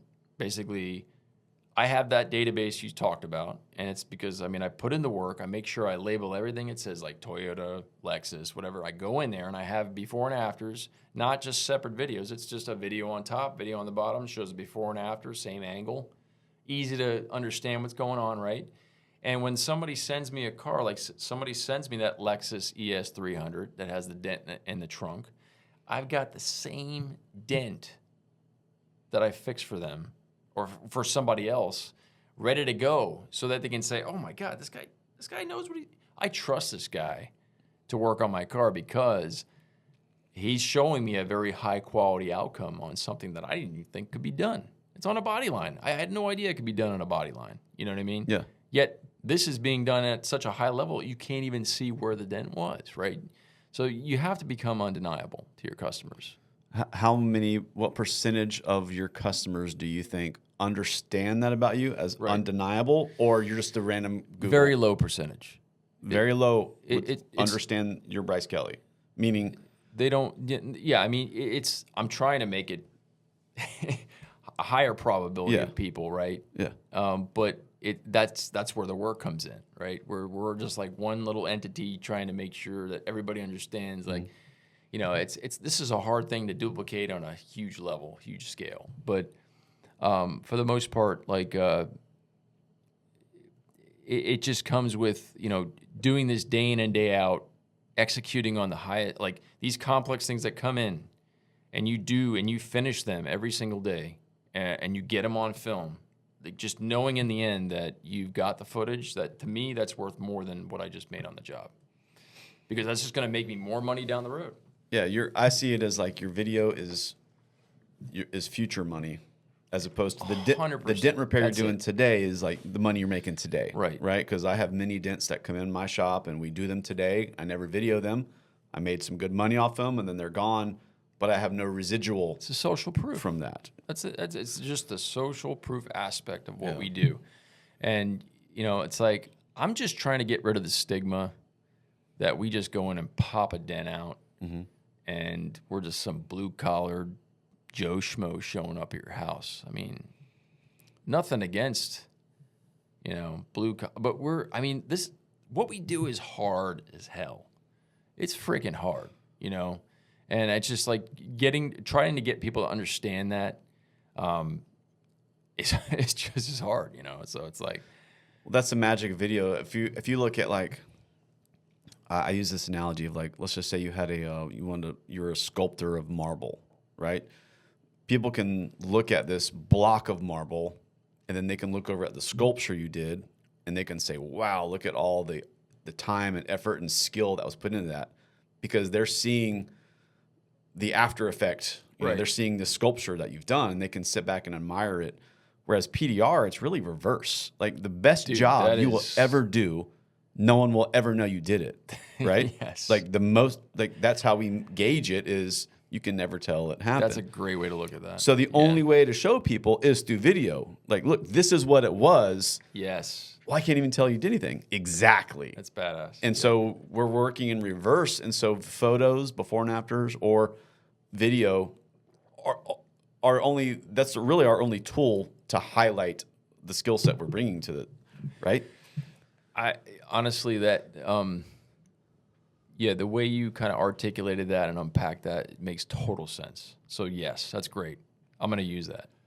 So we've talked about this before, because we've all videoed a lot of dent removal, the three of us, but he'll have like a big repair that he's doing, and I'm like, hey, did you video it? And he's like, no, dude, I didn't video it. I'm like, what? Why not?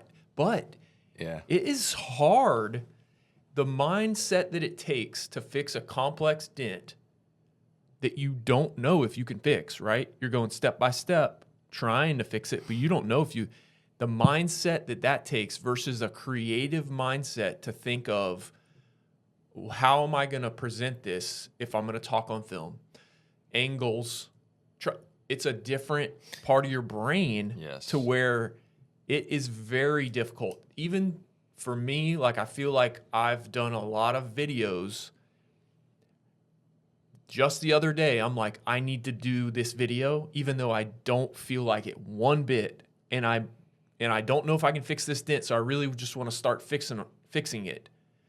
It takes a completely different part of your brain to do it, and it's so hard. So if you don't have that discipline of saying, right, I'm going to do it no matter what, it is so difficult to switch back and forth between high level of problem solving to fix the dent and high level of, I'm going to film this thing. It is very hard. And you obviously have a unique ability to captivate an audience. I mean, just him on camera, like just doing his thing, and he knows how to like do it. Mm-hmm. You know what I mean? You've got that thing that not a lot of people have, and that like you said is very difficult for a lot of people. And the creative aspect and understanding how to make it relatable to where it's like not just some boring thing like a before shot.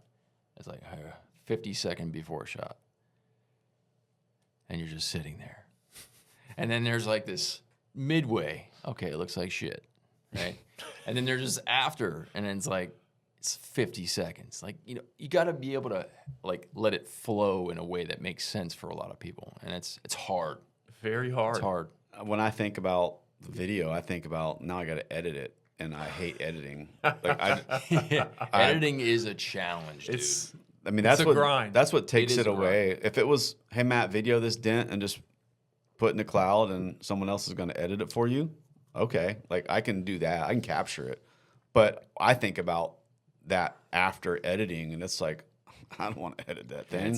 Yeah, dude. So I've recently hired somebody to start editing my personal videos. Okay. Not Dent Slayer stuff or anything like that, and that is another thing that's hard.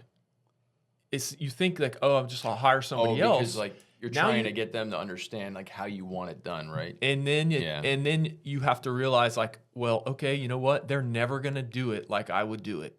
This is just I have to compromise and right. let them do it the way that they would do it. But it's a whole nother thing to where it's not just a simple solution of, I'm going to get someone else to do this. It's Right. You come to a whole nother set of challenges. So Like, it how many is- people is it going to take to get the right one? Right? Yeah. And Yeah. you're like, okay, well, I'll just edit it. Yeah, dude. Yeah, no, you have a unique ability, man. Couple questions.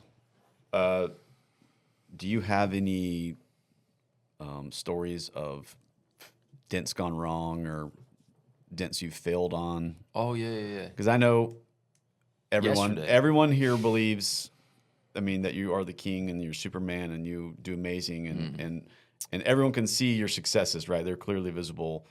But, you know, I've had some people ask me, like, have them ask us about some of the failures or the dents you couldn't fix or the job he's had to walk away from. Yeah. Do you have any? Yeah, 100%. I mean, everything you see online is like a highlight reel. You know, I mean, I have failures all the time. You know, there's things that go wrong. I mean, when we're doing this, there's so many things that can go wrong, and they do sometimes. But, I mean, obviously we try not to, you know, make mistakes or whatever the case may be. But it does happen. I mean, I was working, for instance, a couple days ago. I was working at somebody's house on a BMW,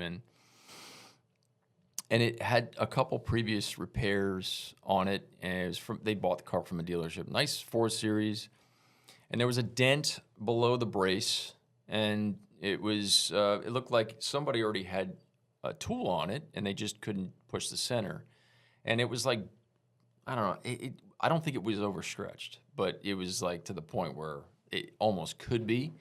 And I'm just like walking around the car, wrote the estimate, got it approved, and it was going to be an awesome day.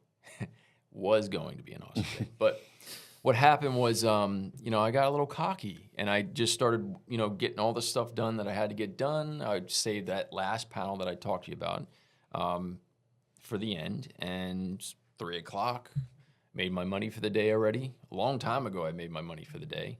And my wife calling me like, hey, when are you going to be home? And I, you know, tell her, oh, looks like today we're going to get home at a decent time, honey. And I'm going to be able to do dinner with the kids and all this stuff. And yeah, so I get to that door, and kind of a rookie mistake, man. I put the glass down, put a guard over the glass, put some air pump wedges in there, slide a stand liner, like a sword, like a 3/8 sword, and I put the right perfect bend to get behind the brace, and put a little cavity wax on the tip there and just got it down inside there. And as I was like pushing it down into the door, I didn't realize I was creating this giant high. It was just too big of a tool for the area that I was trying to fix. And I just, like I said, I got overconfident, and I actually destroyed this door. I overstretched it. And it turned into a 5-hour ordeal after that. Yeah. Wow. So, I mean, like, these are little things. I mean, you have to be on your toes, man. You can't be overconfident. And just a stupid mistake. And it's just, I thought it was just, I know how to get myself out of these situations, fortunately. But, I mean, if that was like somebody else, they would have had to tell the customer, oh my God, I just ruined your door, you know? But, you know, through doing these types of repairs all the time, and just, you know, I was able to, it was right behind a brace too. So that was like the biggest problem, is I overstretched a dent behind a brace. So on the way down, it made a big old, like, snail, I guess they call it a snail trail or whatever, molehill, whatever the case you want to call it. Put that giant freaking high in there, and I was just like, okay, I'm tapping it down. All of a sudden, it's just like starting to sound hollow. And I'm like, you son of a bitch. And I'm knocking it down. I'm like, please don't oil can. Please don't fall. Please don't sink. And it just went boop, right on the freaking contour of the door. Like, I shouldn't say contour. It was like a concave area, you know, rolled in. And that portion of the door typically is going to be a little weaker. You know, so like when you're pushing on it, it just wants to kind of flop and stuff.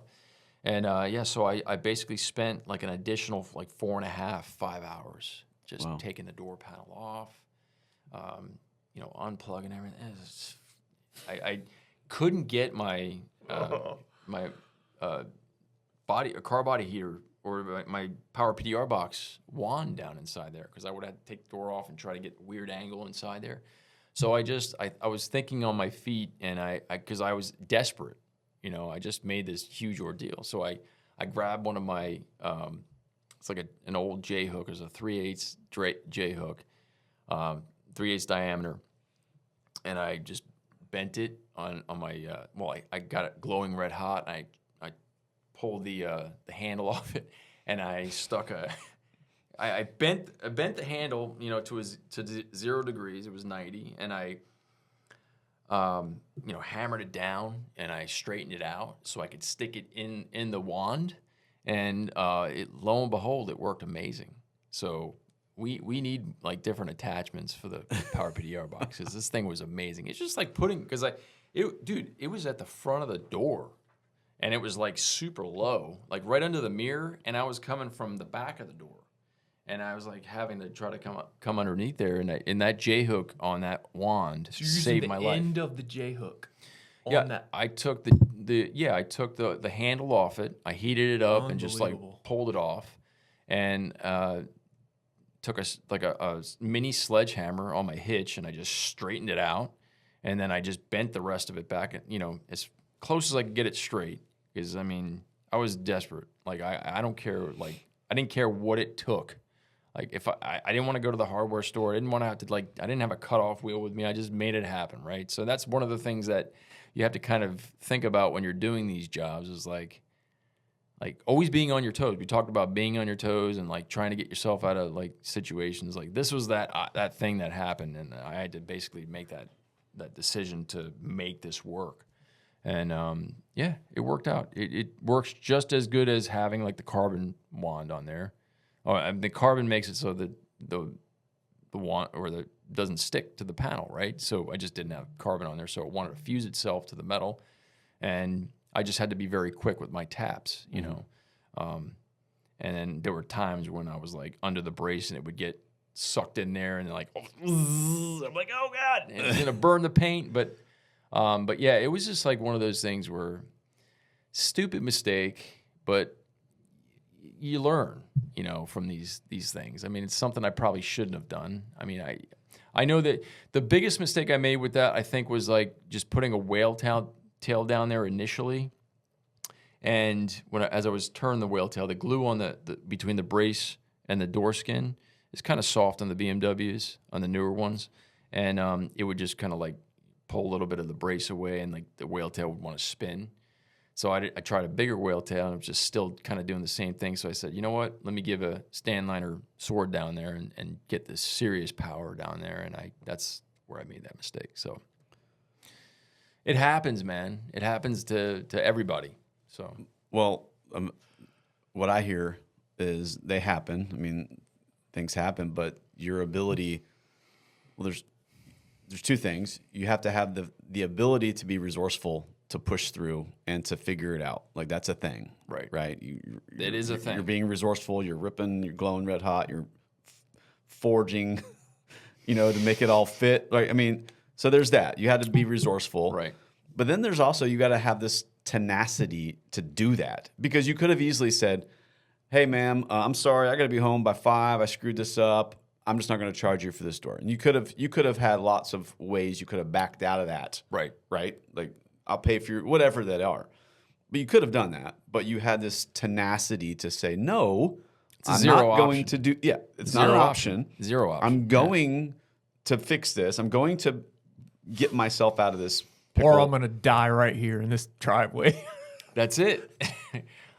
I did learn from training with you. I did learn that about you is I would say if someone asks me what is Brice Kelly's secret, those are it.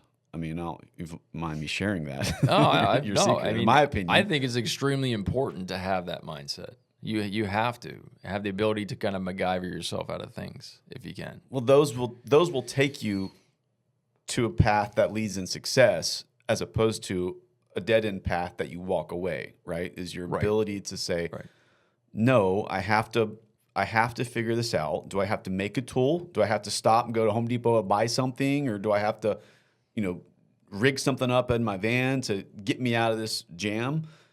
And so you've got to be able to think on the fly. You got to be creative and resourceful and MacGyver stuff. But then you also have to have this mental fortitude, tenacity to just say, no, I'm doing this. It's not an option for me to walk away and just quit. And so I did learn that, being with you for that week. No, those I'm glad those you were did. tremendous values to any technician can take, and because it wasn't worth the money. It's not about the money at that point, right? Because you'd already made your money, right? I'm saying, like, you weren't chasing the dollar, you were chasing something else, which is this finished product that has my name on it that I want to see go through.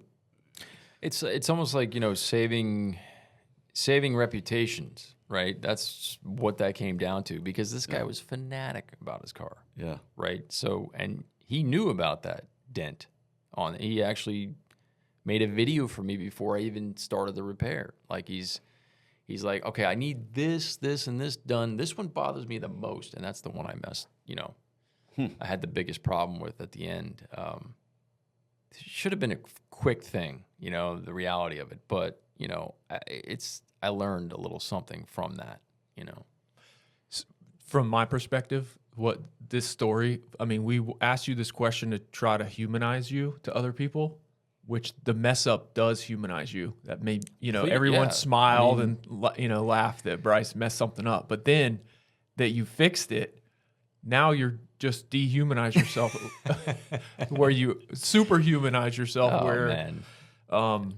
But to be at the top of our game, which you are, sometimes you think, I want to be successful so that I can relax, so that I don't have to do all this hard stuff.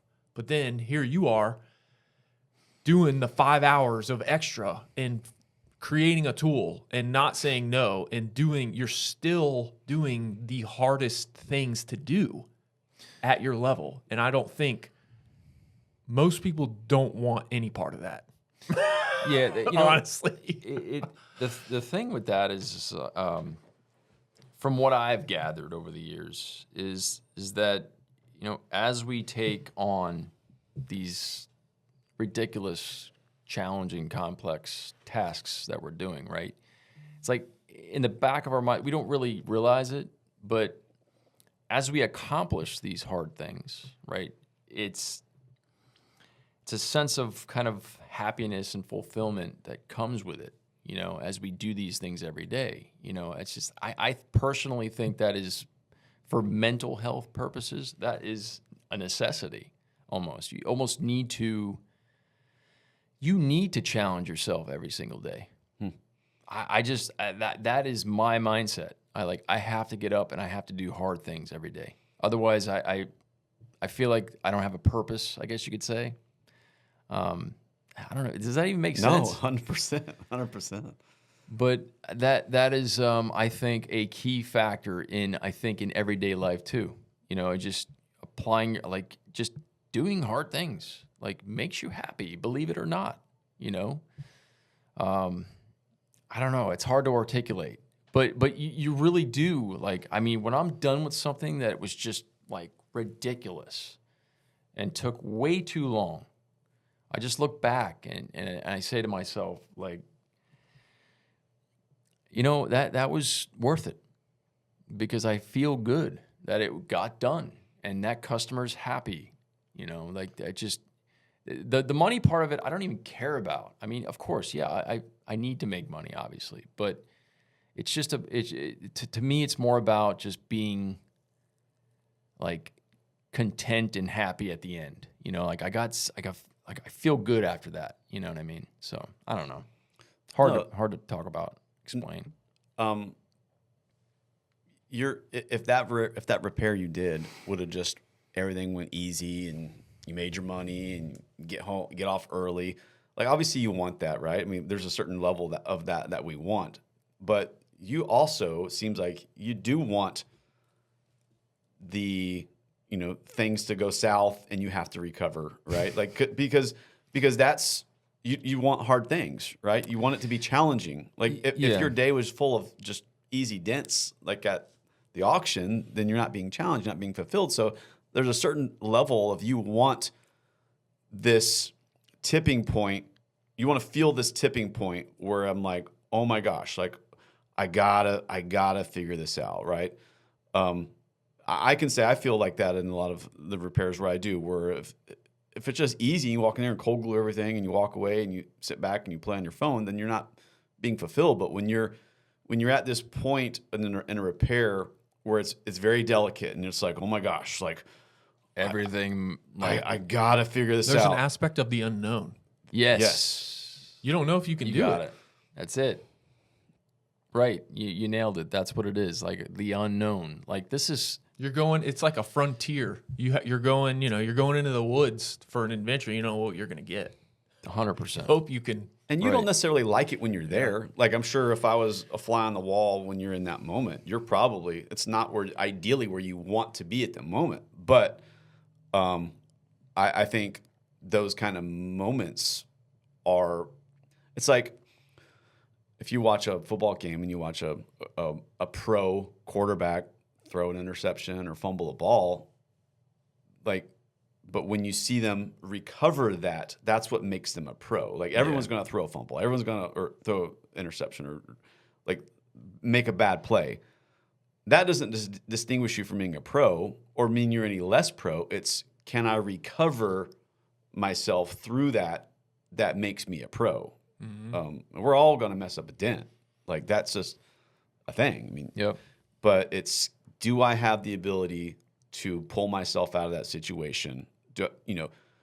To just lock my brain into this recovery mode, pull all my tricks out of my hat, you know what I'm saying, and just apply everything I learned and recover that. And you did. And that's the difference. Like that's what makes you a pro is that, right? I think that's just something to capture and to identify is that aspect of it. Like you don't want to be there, but that's what made you Brice Kelly, right? Got it. Right. Yeah. Some other guy attempted it and couldn't fix it. Right? I mean, someone got pushed on it and couldn't fix it and walked away. But you did. But now I see why he did. So another question someone asked us to ask you was, have you ever passed on a dent that someone else came behind you and fixed it that you know of? I mean, maybe, I don't know. I mean, that'd be kind of interesting to see. I mean, I'd love to see that. But I mean, maybe so. Maybe I was just busy or something. Right. I'm not making excuses, but I mean, but nothing you turned down. I can't recall. Nothing you know of. Yeah. Yeah. I mean, listen, if I commit to something, sorry, man, just getting some more of your cocaine coffee here. Yeah. It's good. It's good. My heart's like, wow. But no, it's good. Pete's is the best. But yeah, I honestly can't recall on something like that. I'm sorry if I couldn't answer that. No, that's good. Hey, so you're big into training. You're one of the best trainers out there, I would say. Do you, like, as far as like enjoying it, would you rather train somebody all day, or would you rather be by yourself, no distractions, working on a dent by yourself all day? At this point in your That's a your good career, question. what do you enjoy more is really what I'm asking. Man, it's 50-50. It really is. Could be because I 100% enjoy training people. Mm-hmm. Obviously, I can't take all this stuff when I die, right? So giving it to somebody, to me, is like keeps me wanting to pursue it, right? So because like some people that come through it and they're just like you could see like a light bulb might come on here and there. If I was able to do that for them, that for me that's just incentive to just keep going. But working on a dent at the same time is, man, I need that. I almost think that's like a necessity, because I mean, let's just face it. I mean, if let's say I didn't, just fix that Rivian dent, right? And to me, more than anything, if I was pursuing training, I would want to see something like that getting repaired by the trainer, right? So, what's the date? October 5th? 4th, Something 5th? like Today's that. the 5th. Yeah. So if you go look at his social media, you'll see probably the worst Rivian quarter panel dent I think I've ever seen fixed. It is very, very extreme. It was very, very complex. But I got inspiration from a YouTube video. Really? So yeah, no, Brice just pointed to Matt. He's insinuating Matt had a Rivian video. Yeah. That, dude, I am proud of that. That is amazing work. Like, on that Rivian, like, I'm so glad to see that you actually put that on YouTube. That I captured it. That I You did captured the footage. Because, I mean, that was like, when you came to me, like, initially, like I wanted to hammer that, you know, to you and just say, like, you have to get, like, you're already doing amazing stuff. You got to capture that. And for me when I saw that on YouTube, I'm like, yes, like, the world needs to see that. And it did. It got into the right hands and just freaking blew up, which is amazing. So congrats on that, dude. But that was very inspiring to see that being done at such a high level. You know, so, you know, I just...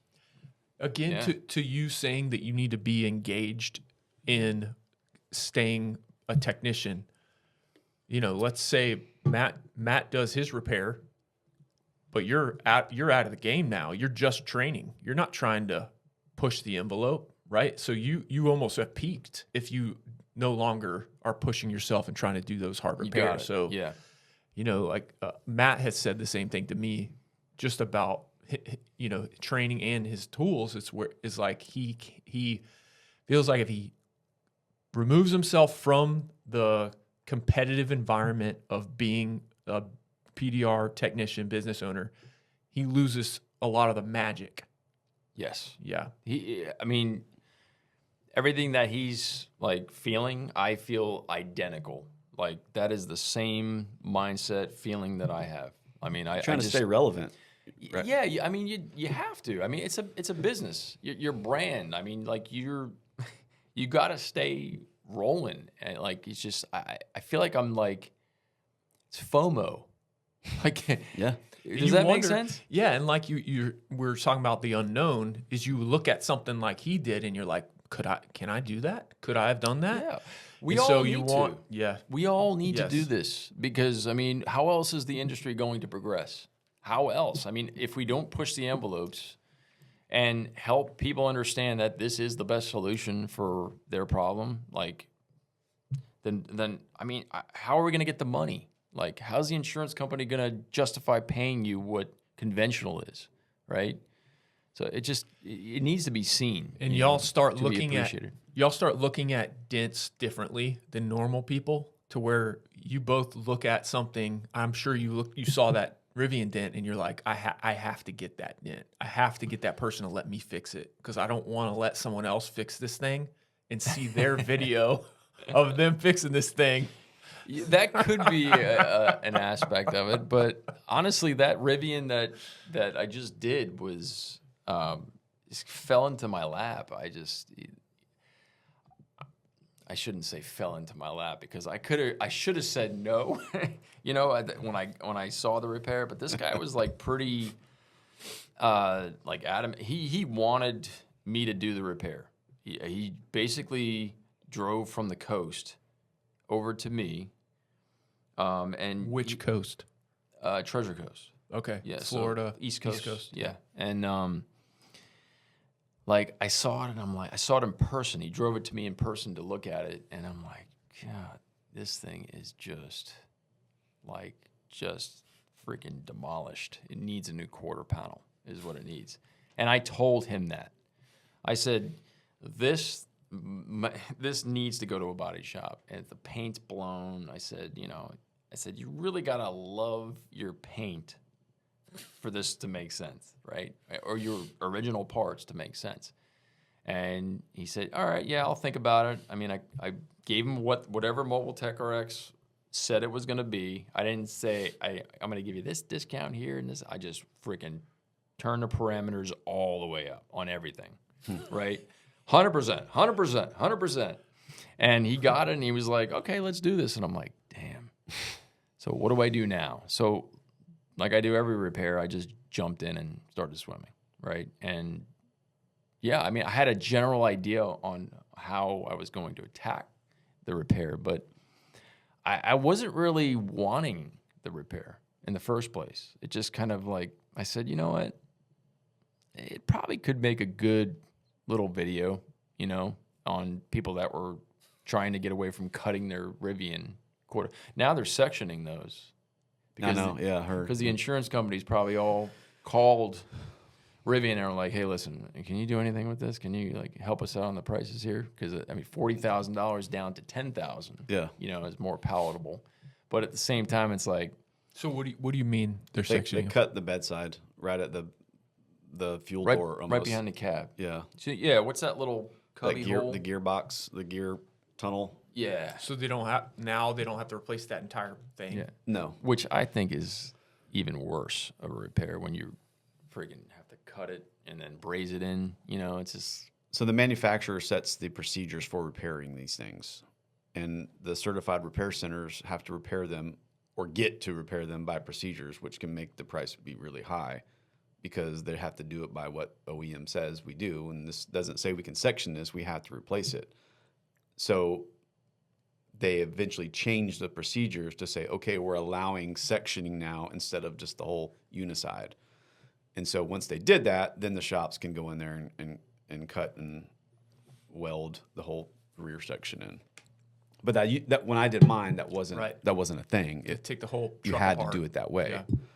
So yeah, they've changed. What do you think is better? What as From far your- as Sectioning or the entire uniside replacement? I mean, if it was my truck, I would rather them section it because I mean you got to think about what the can of worms that they're opening Right. up and cutting Right. all that off and like I mean PDR is a better repair. 100%. I mean, at the end, I mean, if we're contrasting a whole uniside sectioning or PDR, well, PDR. I mean, What's the closest to pre-loss? PDR. There you go. Anything else, and I hope I don't step on some body guys. Unless you're like a purist where you're not doing any Bondo or any filler, which It's extremely rare. there's not a lot of guys that do that. Body guys are only hiding or covering up the damage, right? They're going to apply Bondo. They're going to get the metal close, and then they're going to cover it up, sand it, and resculpt the area with Bondo, and then paint it. So they're not really fixing the damage. They're hiding the damage. Masking it, yeah.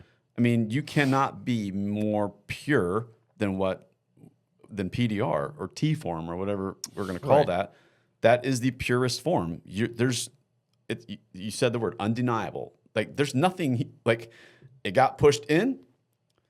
Nothing has changed from factory. It's a factory paint. There's nothing been added. There's nothing been taken away. The metal got pushed in. We reversed the damage. What you see is what you get. That's why when I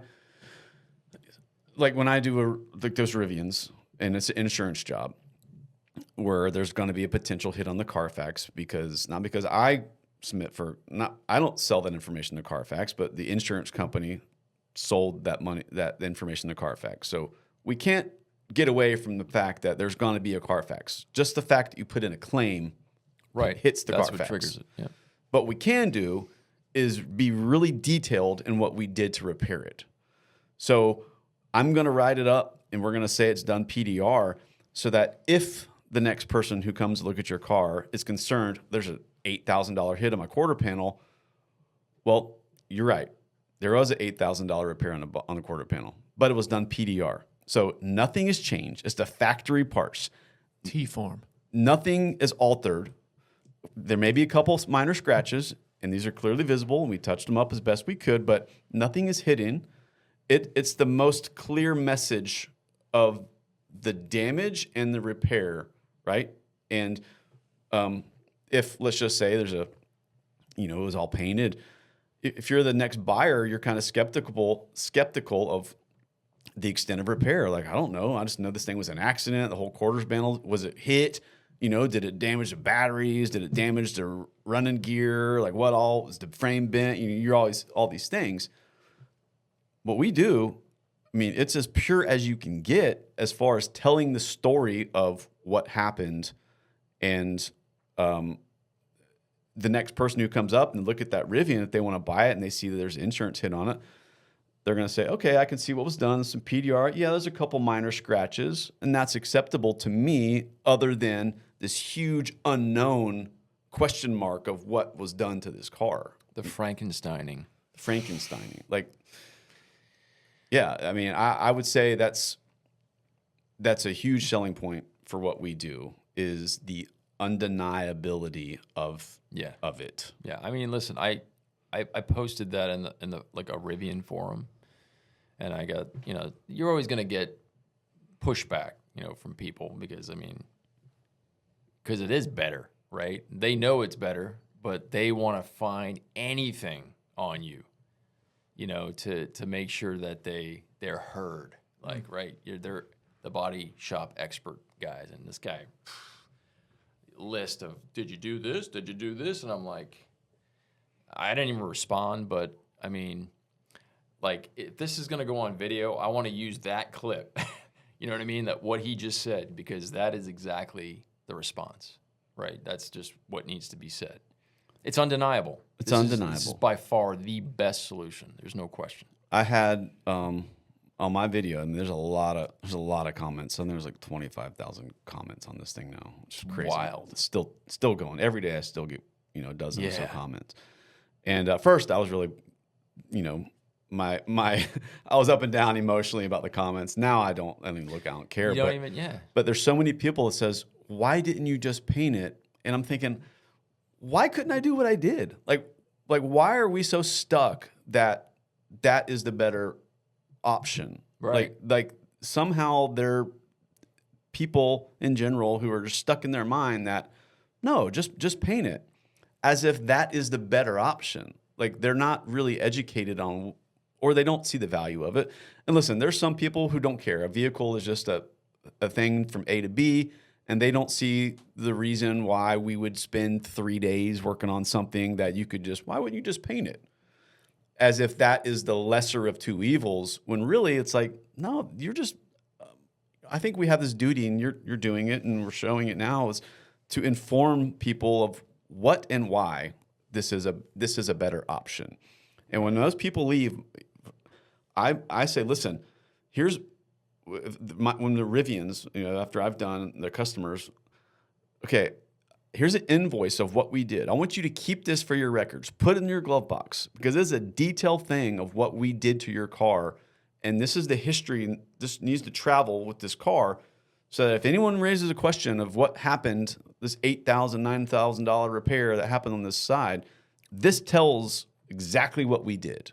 It's undeniable in the repair and in your invoice of what we did.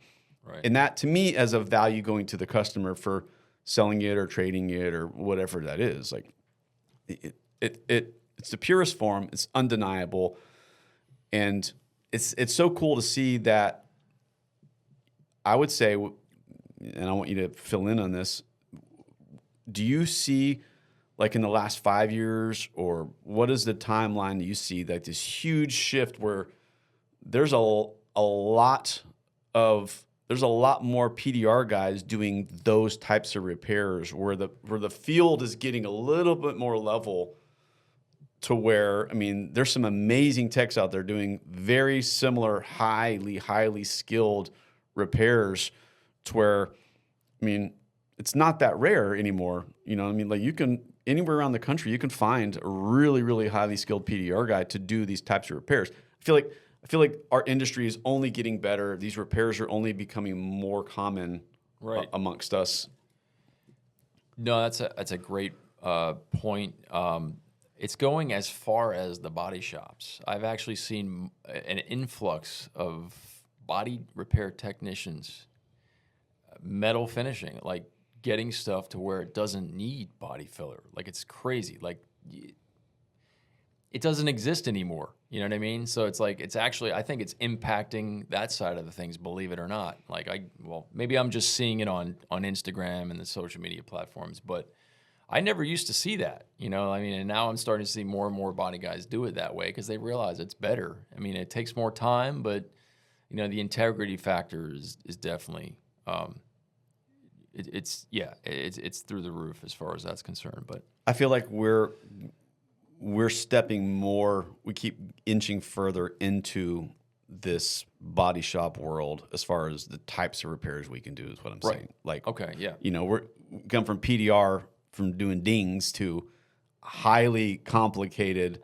repairs, cosmetic in nature, obviously not, we're not doing some structural wrecks and things like that, you know, but we're doing some really complex, you know, that's why I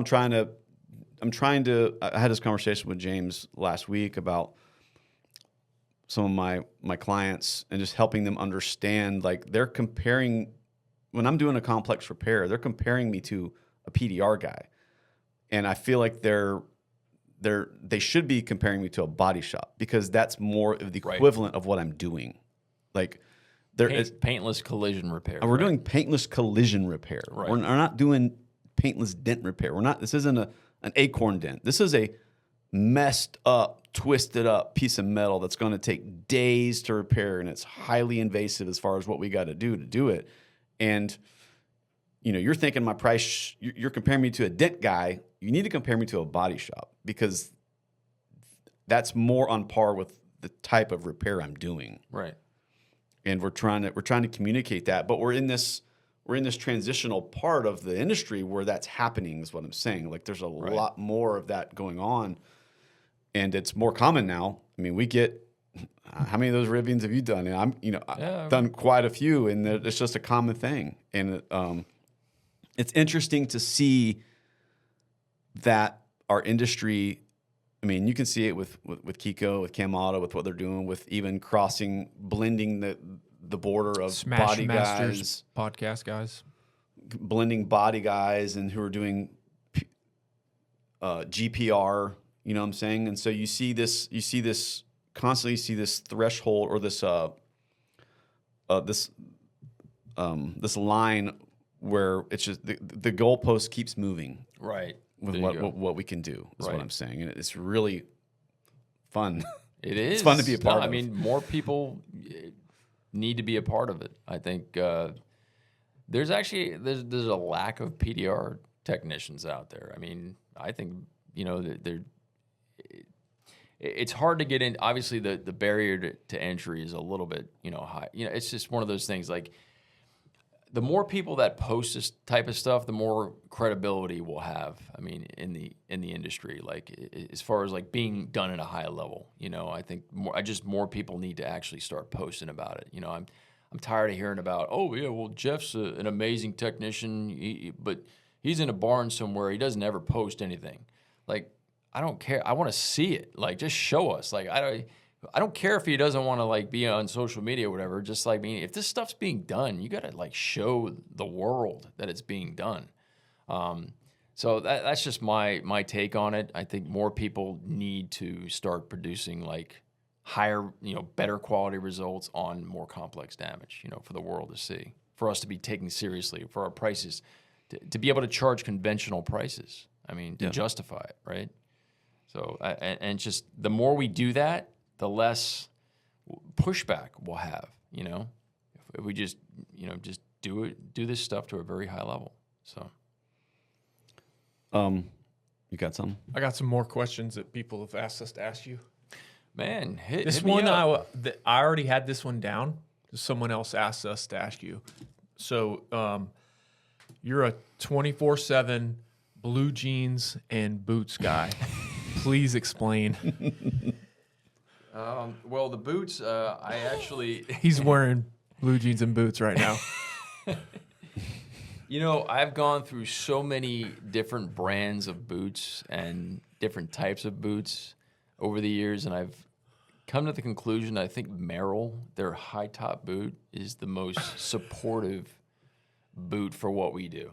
I mean, these things are super comfortable, but that's the reason why I wear them, is for the support factor, because my ankles used to hurt me like crazy, like because I used to wear like tennis shoes, and I'm like, yeah, I just needed the support, so I tie these things pretty tight, and I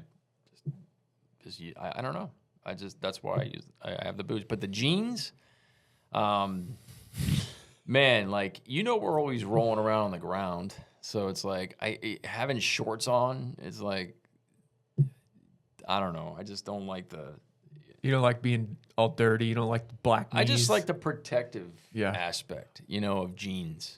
That's just. So we live in, the reason this is, you might be confused why this is a thing, but we live in Florida, and Matt and I are in Jacksonville, but Brice is even further south than us, so it is hot and humid. In every video Brice posts, he's wearing long blue jeans and boots. I know. It's not even really a factor for me. You don't even think about it anymore. I don't think about it. Yeah. I just go out there and Do you feel more like capable, like you're ready to conquer a repair when you're kind of in blue jeans and boots? Well, just dressed for it. I mean, yeah. Yeah, I think so. I think that's an aspect of it. Yes, for sure. Yeah. Maybe you can get sponsored by Merrill. That would be sweet. Merrill. All the Dent guys are going to start wearing Merrill boots. They're fantastic boots. I've tried a lot of boots, but these are the best, I think. Yeah. My personal opinion. Are they breathable? These are. Yeah. Yeah, they're breathable. Okay. Yeah. They're not. I don't think they're waterproof or anything like that, but you can get them waterproof if you need to. Yeah. You're going to destroy your feet in the summertime. They're waterproof and not breathable. Yeah. Oh, yeah. Just sweat boxes. Mm-hmm. Yeah. Okay. I got some more. Okay. So yeah, your music. So on the drive down, and the past week, I've been listening to a lot of your music. No way. Yeah. Really? Yeah. So that's cool. So you already kind of answered it. You got into it really when you were 6, when your mom got you that drum set. That's when did you start, creating your own music? How did that come about? Yeah, I mean, the music, I don't know. That was the first thing I think I was ever really passionate about, But I think when I was about maybe 20 years old, 21, I got into like electronic music. Uh-huh. So, and that's electronic. How'd you get into that? Going to the club? Yeah, I used to go to the clubs. Okay. I used to go to all the clubs. Okay. But that was. What's the best club back in the day? Like, where were you going? I would probably say Cyberzone. All right. Tell us about Cyberzone. Is the dirtiest, most underground Is this club. in Orlando? Yeah. Okay. Yeah, it's Orlando. It's I don't know what it is now. I think it's a buffet now. But it's like an Indian buffet. But I kind of get depressed when I drive by and I see it's not Cyberzone anymore. But there's some good memories there. But yeah, I don't know. I just I don't know. I never really loved techno or anything like that. I was always into rock music, country, things like that. But there was something about the music production aspect of of electronic music that it just got me into it. And I don't know. But the music at the clubs really kind of inspired me to get into man, how's this stuff made, right? And I saw that people were making music at home on their computers, and this is back at the dawn of the millennium. There at 2000 or something, it was 2000 or 2001. I purchased my first DAW, digital audio workstation, and I just started messing with that software, and it got to the point where I started to become serious about it, and I submitted some demos to a couple electronic music record labels, and lo and behold, man, I got signed to a label, and we're not talking about big money here. This is just for the passion, but just knowing that the music was going to get put out was just super inspiring to keep doing it, right? So I just I got into PDR around that general time. It was 2004, and then I stopped making music, and just once I figured PDR out, I got back into it and then started releasing a few more records. Got my first vinyl released. It was back in 2006 or 7. Are you still on that same label? Still on the same label. Wow. But I have multiple.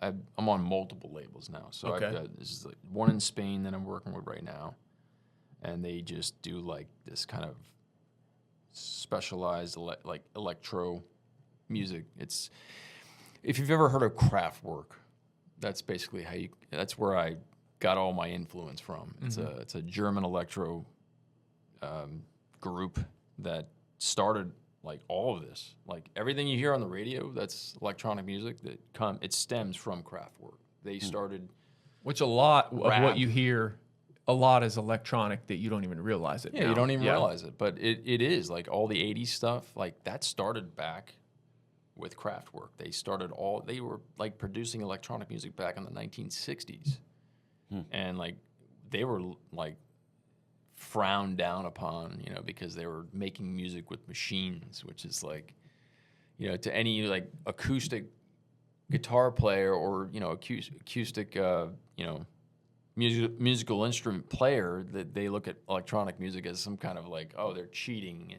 But the creative aspect, I mean, you can give anybody the same tools. It's what they do with them, right? That makes it important. So yeah, it's just become a passion. It was like my first passion, and it's So fun. you said you do some audio engineering. Like, did you go to school for that? I did. Was that yeah. before you got into creating the music or after?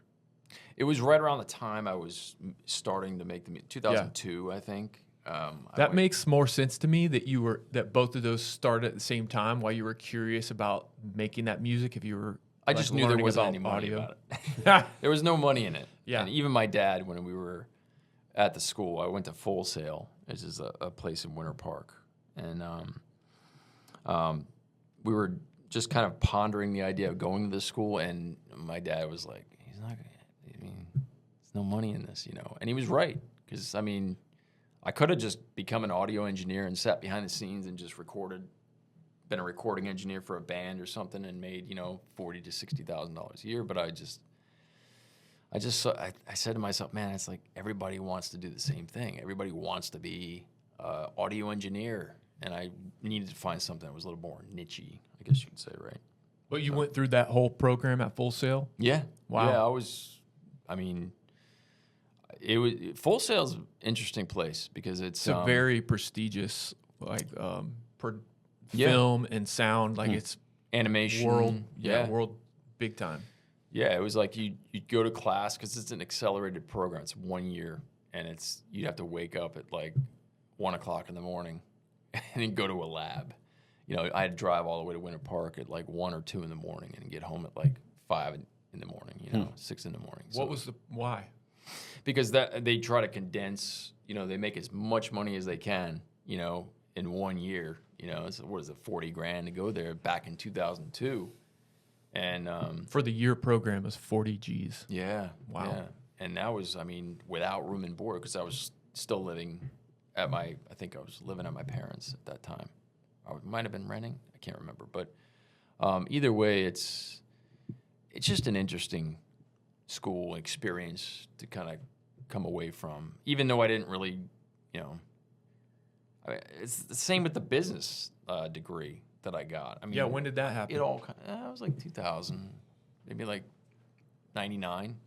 Okay. Something like that. So did you finish your business degree by the time you started PDR, or did it? Oh yeah, that was done. Yeah. And I didn't think I was going to get in, utilize that, but why did you went to college, you got this degree, but did you just know, okay, I don't want to go work for some big business and just be a manager? You just knew that and you just never pursued that, or like, was it something that you knew about yourself to where you didn't go in a certain direction? I just kind of knew that I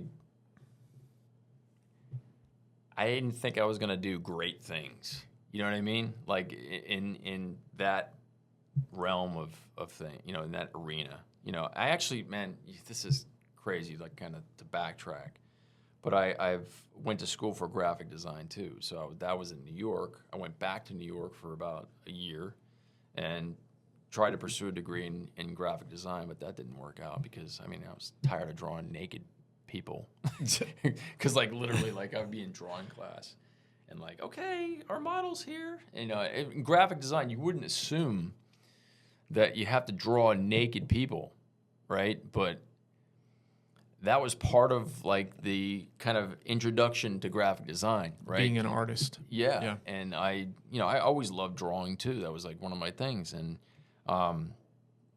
right out of high school, you know, your brain's still developing. You don't know what the hell you want to do, right? So I just said, oh, okay, I love drawing, so I'm going to be a graphic designer. And I went back to New York, and like people would stand in like a table. It's awkward as hell, like just standing there for like 2 hours, you know, and just, I don't know. I couldn't do it. I was just done. I was done with that, you know. So did you quit that because you couldn't? Yes. You were like, I can't 100%. I'm like, I don't want to do this. This is not for me. I can see myself not working out in the future, and it's flooded. Like, it's a flooded market, you know. I think overall the goal was to just kind of get into something that was unique, and PDR was just, to me, the name of the game. I mean, that was where it was at, for sure. So, I want to ask you about your training. We haven't really talked about that a whole lot. So you offer training. At some point in your PDR journey, you decided you wanted to train people, and at some point you settled on it being advanced training. So maybe you can tell us a little bit what your training is, what it looks like. You can go into as much or as little detail as possible, so the listener who might be thinking about coming to you for training, like they can, because a lot of people ask me, you know, kind of what to expect. So maybe I sell that a little bit. Appreciate the opportunity to talk about it. It's basically I saw a need that needed to be fulfilled, and basically it all stemmed from people asking me questions over the years on social media, like just constantly messaging me, hey, I saw this. How do you do this?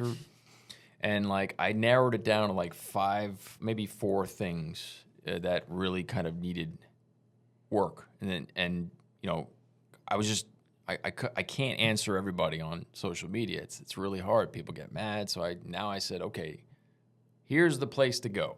You know, this is where you sign up if you want to come learn these things. And I remember I was on a trip I took my family to Savannah, Georgia, which we love. And I was just like, you know what? I'm just going to do this, you know? So I basically created a landing page on my website.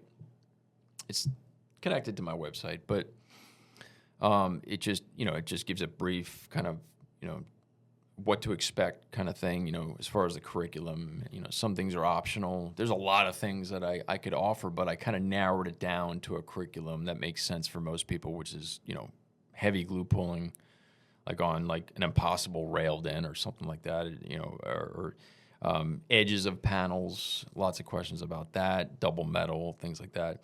You know, deep stretched repairs, lots of questions on the Power PDR box. So we did it obviously with you, you know, you were a really challenging student because you already know, you knew a lot of stuff. And I was like, you know, like some of the stuff that you repaired, that door in training, like that was like, I felt I needed to really push you. So like, if you come to me, you tell me where you're at and what you want to work on, and I kind of tailor it to your need. And that's what we did with you, is we took something that was just like, that door was, I hit that really hard with a sledgehammer. Yeah. And I didn't think it was going to come out the way we wanted it to.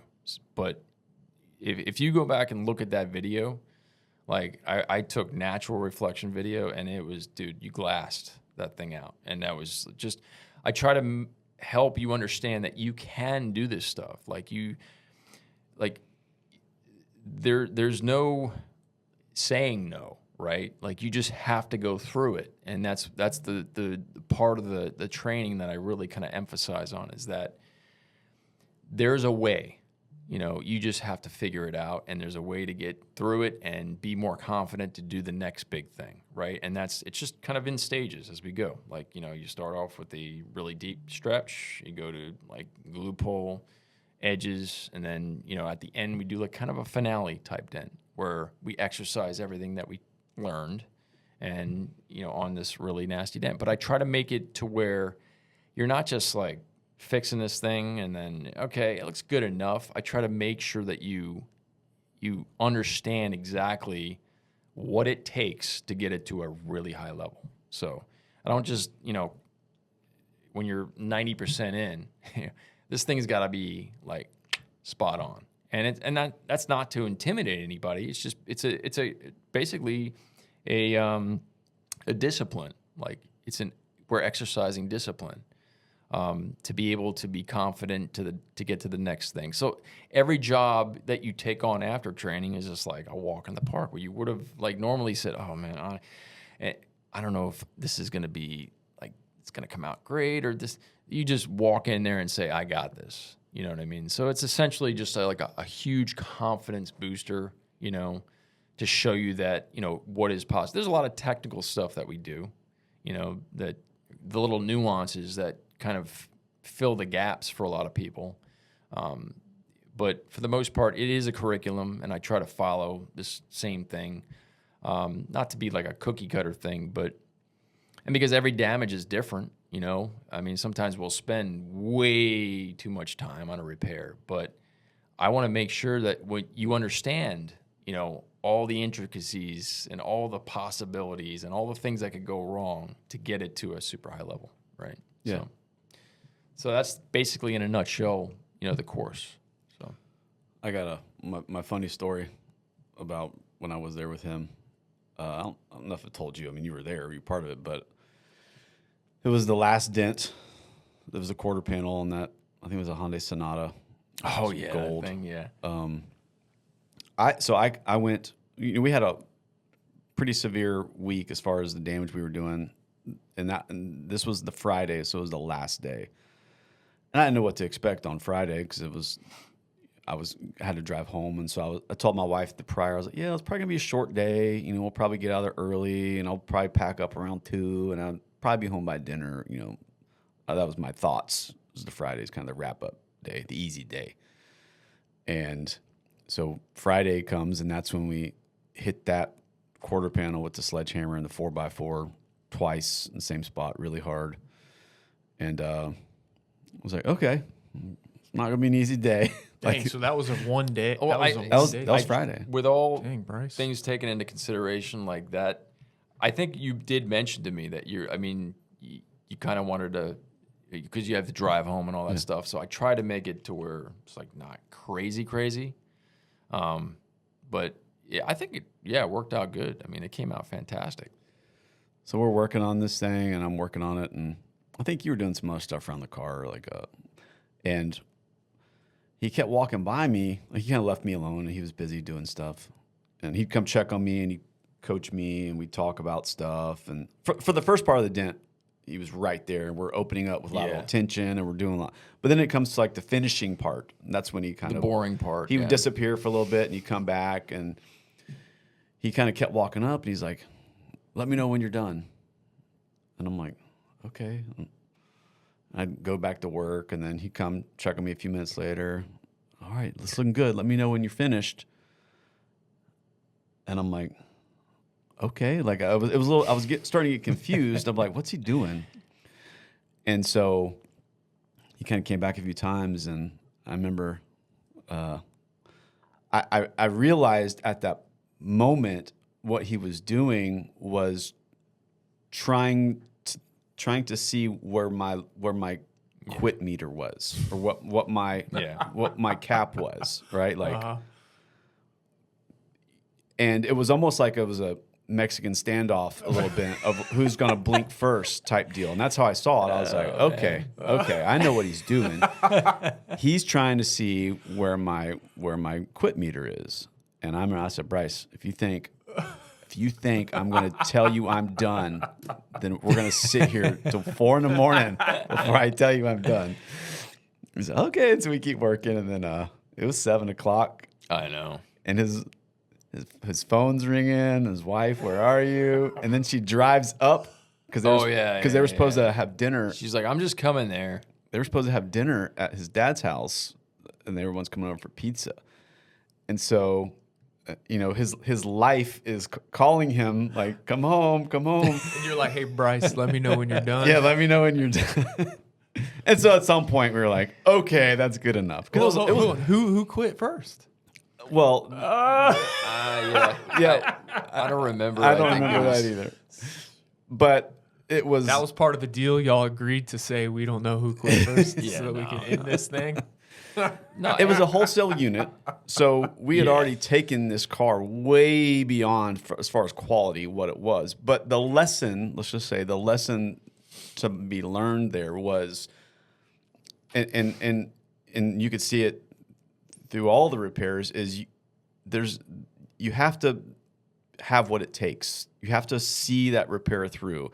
And a lot of technicians will either quit or they'll walk away or they give up. Or give me the next one, right? The next one, right. Or they hit an obstacle. Oh, I can't access it. Whatever these are, and they walk away, and they're not willing to put in the time that it takes to do the repairs. Right. And I mean, I learned a lot of things at that week, and I would say one thing I learned is what it takes to do these repairs. Yeah. And there's lots of things we can use to shortcut that, like glue pulling, and we have lots of tools and things we can use to speed up repairs, right? And we use those things, and he trains how to do those things, lateral tension, but you can't cheat the time. There's a certain amount of time aspect that it takes to do them.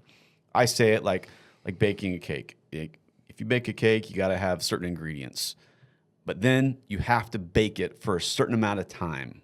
You can't cheat that, right? Nope. And if you pull it out before, it's a mess. You pull it and you leave it too long, it's a mess. You have to give it the time it's due.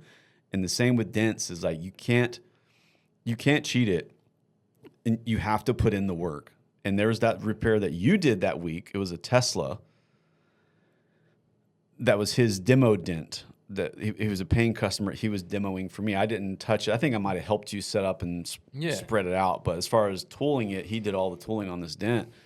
And I think you were under the wire. Time was we were running out of time. She was going to come pick it up early, and you were like sweating, like, man, I got to get ahead of this thing. And I was like, all right, what time are we coming in tomorrow? He's like, well, you show up here at 7. I'm gonna get here probably at 3. I'm like, 3? Yeah, man, I just gotta work on this thing.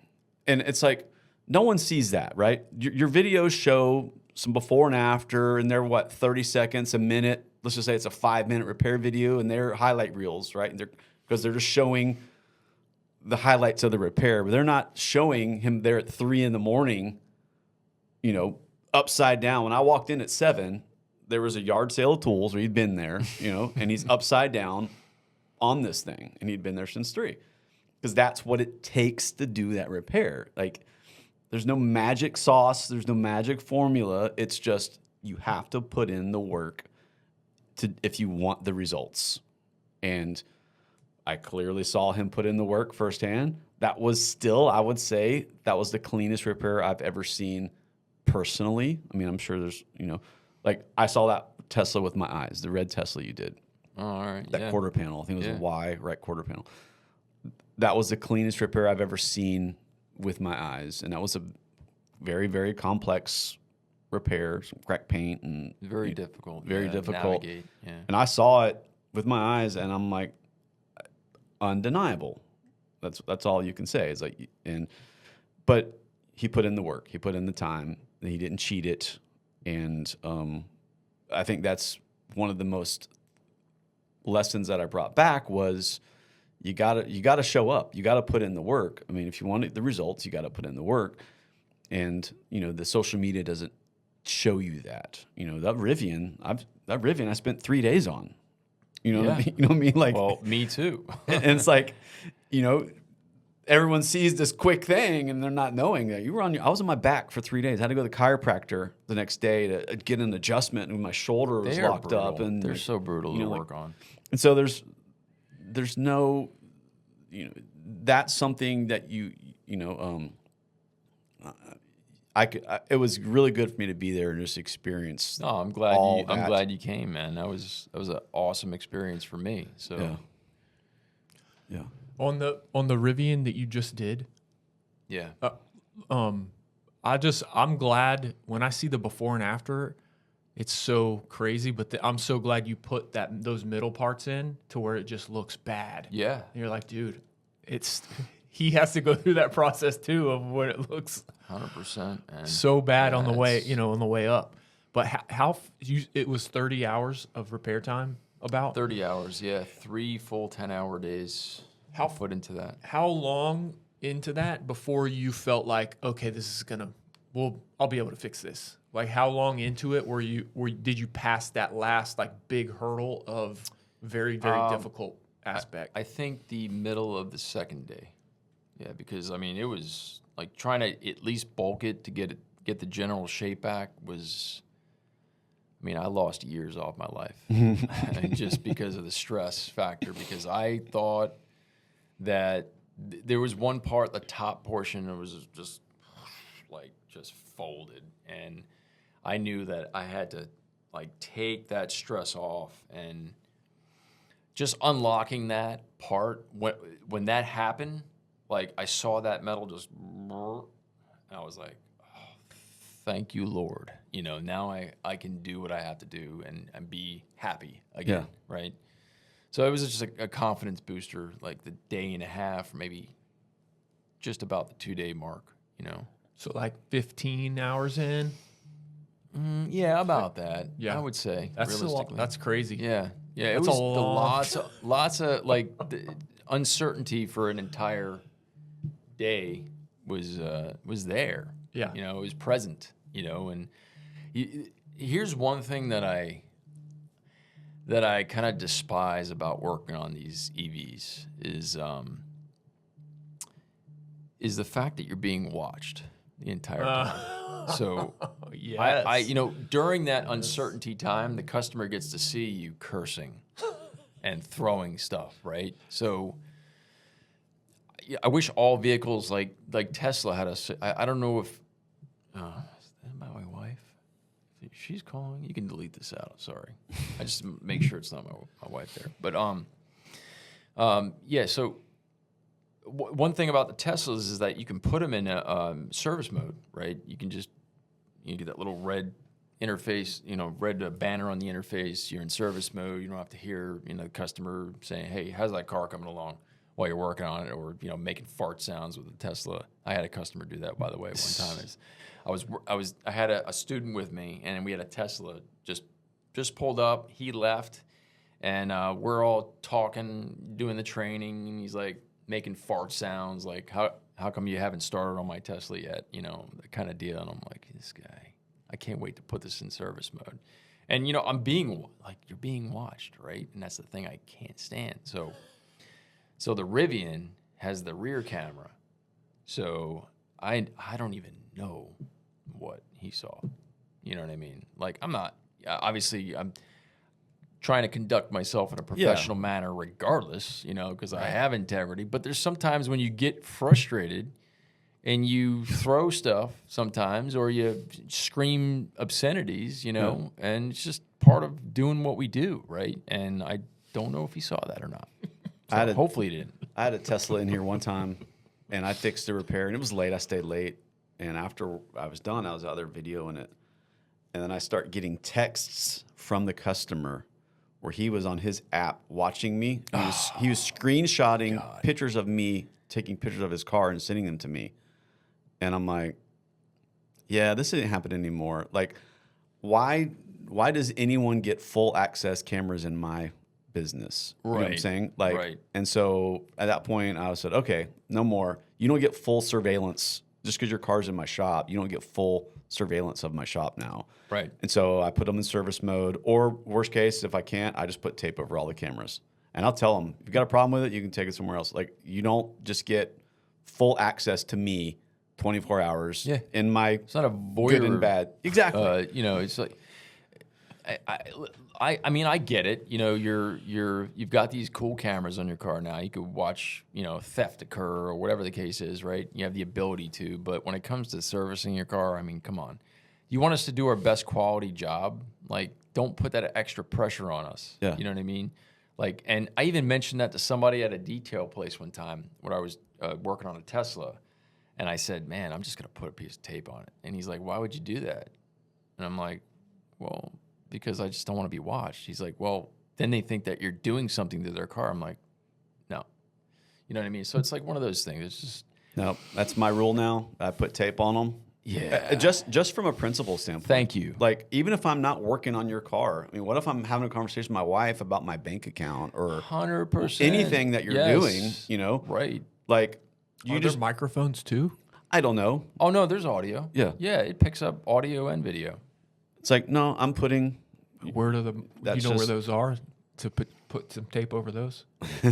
I don't know, but I don't know what the audio is. I but- know all the EVs have speakers on the outside for audio output, and you can there's talk. probably a mic somewhere. Wow. There's got to be a mic. Yeah, I just put tape up over all cameras, and that's just my rule. And to kind of confirm that, I've seen Tesla footage where people like in our neighborhood, like there's like a burglary or something to their car, full audio. You know, you hear everything. Yeah. So there you go. So. Wow. Yeah, Teslas you can put in service mode. You know, we just did that one we had here. We took the door off, and I put that right in service mode. But I don't always do that. But I do always put stuff over the cameras, and that's just easy. Yeah. You just tape. And if they call me, tell them, and if they don't like it, then come get your car. Sorry, you don't get full privileges. You know, while we're on the EV thing, I personally think that all this, like, I don't know, talk about, like, you know, disconnecting the high voltage battery and stuff, all this confusion could just be eliminated if these companies just put out, I mean, this is life or death situation, right? Mm-hmm. This should be public knowledge. Like, anybody that, it shouldn't be just like proprietary information that, you know, you have to be a service guy for the company has, right? It should be something that's just fully disclosed. Somewhere on the car, it says, here's where the high voltage disconnect is. Versus, like, you know, you having to do all this research and search, like, and hope that you're not going to kill yourself working on these cars. I just think it's someone needs to step up, and whether it's in the PDR industry or whatever industry, just it needs to be clearly written somewhere on the car, you know, because I'm just tired of, like, trying to call buddies of mine or, you know, or trying to look up the information on the internet where it's even, I've had people from Tesla tell me, dude, you don't have to worry about that. It's not going to happen, you know, but there's always the possibility that something could happen, right? Mm-hmm. If there's people getting trained on preventing this, preventing death, because this is like DC current at high amperage, you know, you're going to die if you touch something wrong, right? I've even heard of guys, I heard of, like, when I was training some guy, he told me he got a phone call and some guy, just an in-house guy at some place, freaking died. In-house PDR technician died from working on a Tesla. No way. Yeah. And I was like, okay, so it can happen, right? I mean, you probably have to be doing something really stupid, but regardless, it can happen, right? So, or just not know. I mean, you could be doing plain something. ignorance, right? You just, like, you just don't know, until it's too late, right? And you can't mess around with that. Like you said, you're not, the potential energy that's there in a Tesla. Sometimes it's dormant, but it's always in the battery, right? Sometimes it's, you can power it down, but the battery is still there, right? Like, so the potential energy that's in these electric vehicles, it doesn't just kill you, it melts you into a goo. Like, it doesn't. That's accurate. It's not just you touch it and you regret it. It's not like if you pull the plug out of the wall a little bit and touch that. No, it's, you're a goo. You become a liquid, not a solid anymore, and you're done. And so I don't think it'd be a good selling feature for selling the cars if everyone knew, like, what's there.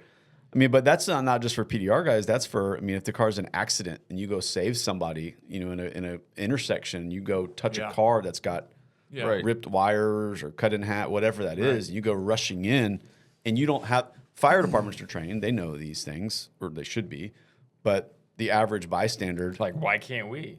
who doesn't know that, you know what I mean? You will, I mean, it's bad. Like at a gas station where every gas station has to have emergency shut off. Right. Where it's easy. Because the potential that's there, Yeah. right? Same with the Tesla or electric vehicles, that the potential is there that's really bad. And just, you said, more awareness to how to avoid that, right? It should just be clear cut. Like, okay, you can die if you, like, touch this part of the car. Like, I mean, obviously, if you're working around a charger port and there's, you know, contacts there, and you got a PDR rod and you make a contact, I mean, there's no saving you at that point. You can't run over to the dude and push him off, because you become part of the circuit. Yeah. And you die too, right? So it's like, it's serious enough to warrant putting a sticker somewhere and just say, hey, listen, just lift the seat. There's the disconnect for this car. Disconnect it there, right? And that's it. You know, put your rubber boots on, rubber gloves, and your whatever helmet you got to wear to do that. I mean, if they're telling you to wear freaking giant rubber gloves and you know, you got to ground your feet got to be like in boots, you know, and stuff like that. It's like, it's serious enough, you know. Yeah. And you hear enough people talking about like how serious it is, and you need to get training. Like, just make it clear cut. Don't make it like a process to try to, you know, figure it out. Like, you know. You got to do like a YouTube or a Google investigation to try to figure I'm every tired of that. model. Yeah. Like, there's not a clear path. Y'all are freaking me out a little bit. Well, you should be. This is good. I'm not enough. Like, I didn't know. I thought I'd just get shocked. I didn't know I'd explode. Dude. I remember, I mean, I know bad. I've worked on, I know a Chevy Bolt, if you pull the fender liner, the left front fender, there's the high voltage wires right there, and it's whatever the color it is, yellow or green or whatever. And I'm like, okay, well, I won't push on that. But I'm thinking, you know, I'm not going to rub against With it. a But Zircus rod? But my, right through it. I'm sticking a metal rod up there, and electricity can jump sometimes. Oh, dude, and that's So one of the what things they if talk about in training is the arcing aspect, That's right? now that's what I'm afraid of. Dude, you can be working in the engine bay of a hybrid, okay, and it can, for whatever reason, it can just simply arc to you, like, and you could just be standing there, right? And they even show that in training. Like, there's been instances of people walking up to a car and just dying because of the arc. It just arcs right into you, and you're done. Or you lay a tool in the engine, like a hybrid, but there's a capacitor down there that has power in it, and you lay your tool in the engine, like on a gas engine, you're not going to hurt anything, you know, potentially. Maybe you arc the battery, which is 12 volt, which is no big deal, really. You might fry something. How many volts is a car? So, from what I understand, and I'm going to get all corrected, but that's good. Put it in the comments. From what I understand in that training we did, a police officer's taser has half of an amp, or 500 milliamps. Okay. A Tesla on full ludicrous mode, which is when it can access all the power driving down the road, which means it's in the battery, it's there in the car, has over 1,000 amps. That's what kills you. So 2,000 times what a police taser is. Yeah. Wow. At least, and that's just, I mean, 2,000 times potential damage what a police taser would do to you.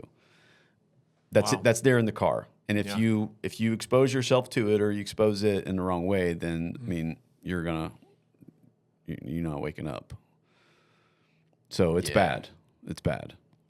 Wow. A little bit more awareness. I mean, there's cars now that were in Tampa for the storm that maybe didn't get flooded, but they got wet, and the salt water reacted to the batteries. And there's a lot of things we're finding out about EVs. I mean, we're all still, this is a whole new thing still that we're, you know, we're all learning together. And there's probably going to be a lot of things we learn in the next few years of, you know, some potential dangers with these EVs. I mean, there's people like trusting this new technology to drive the vehicle and relying on it and dying because it just misread an object, right?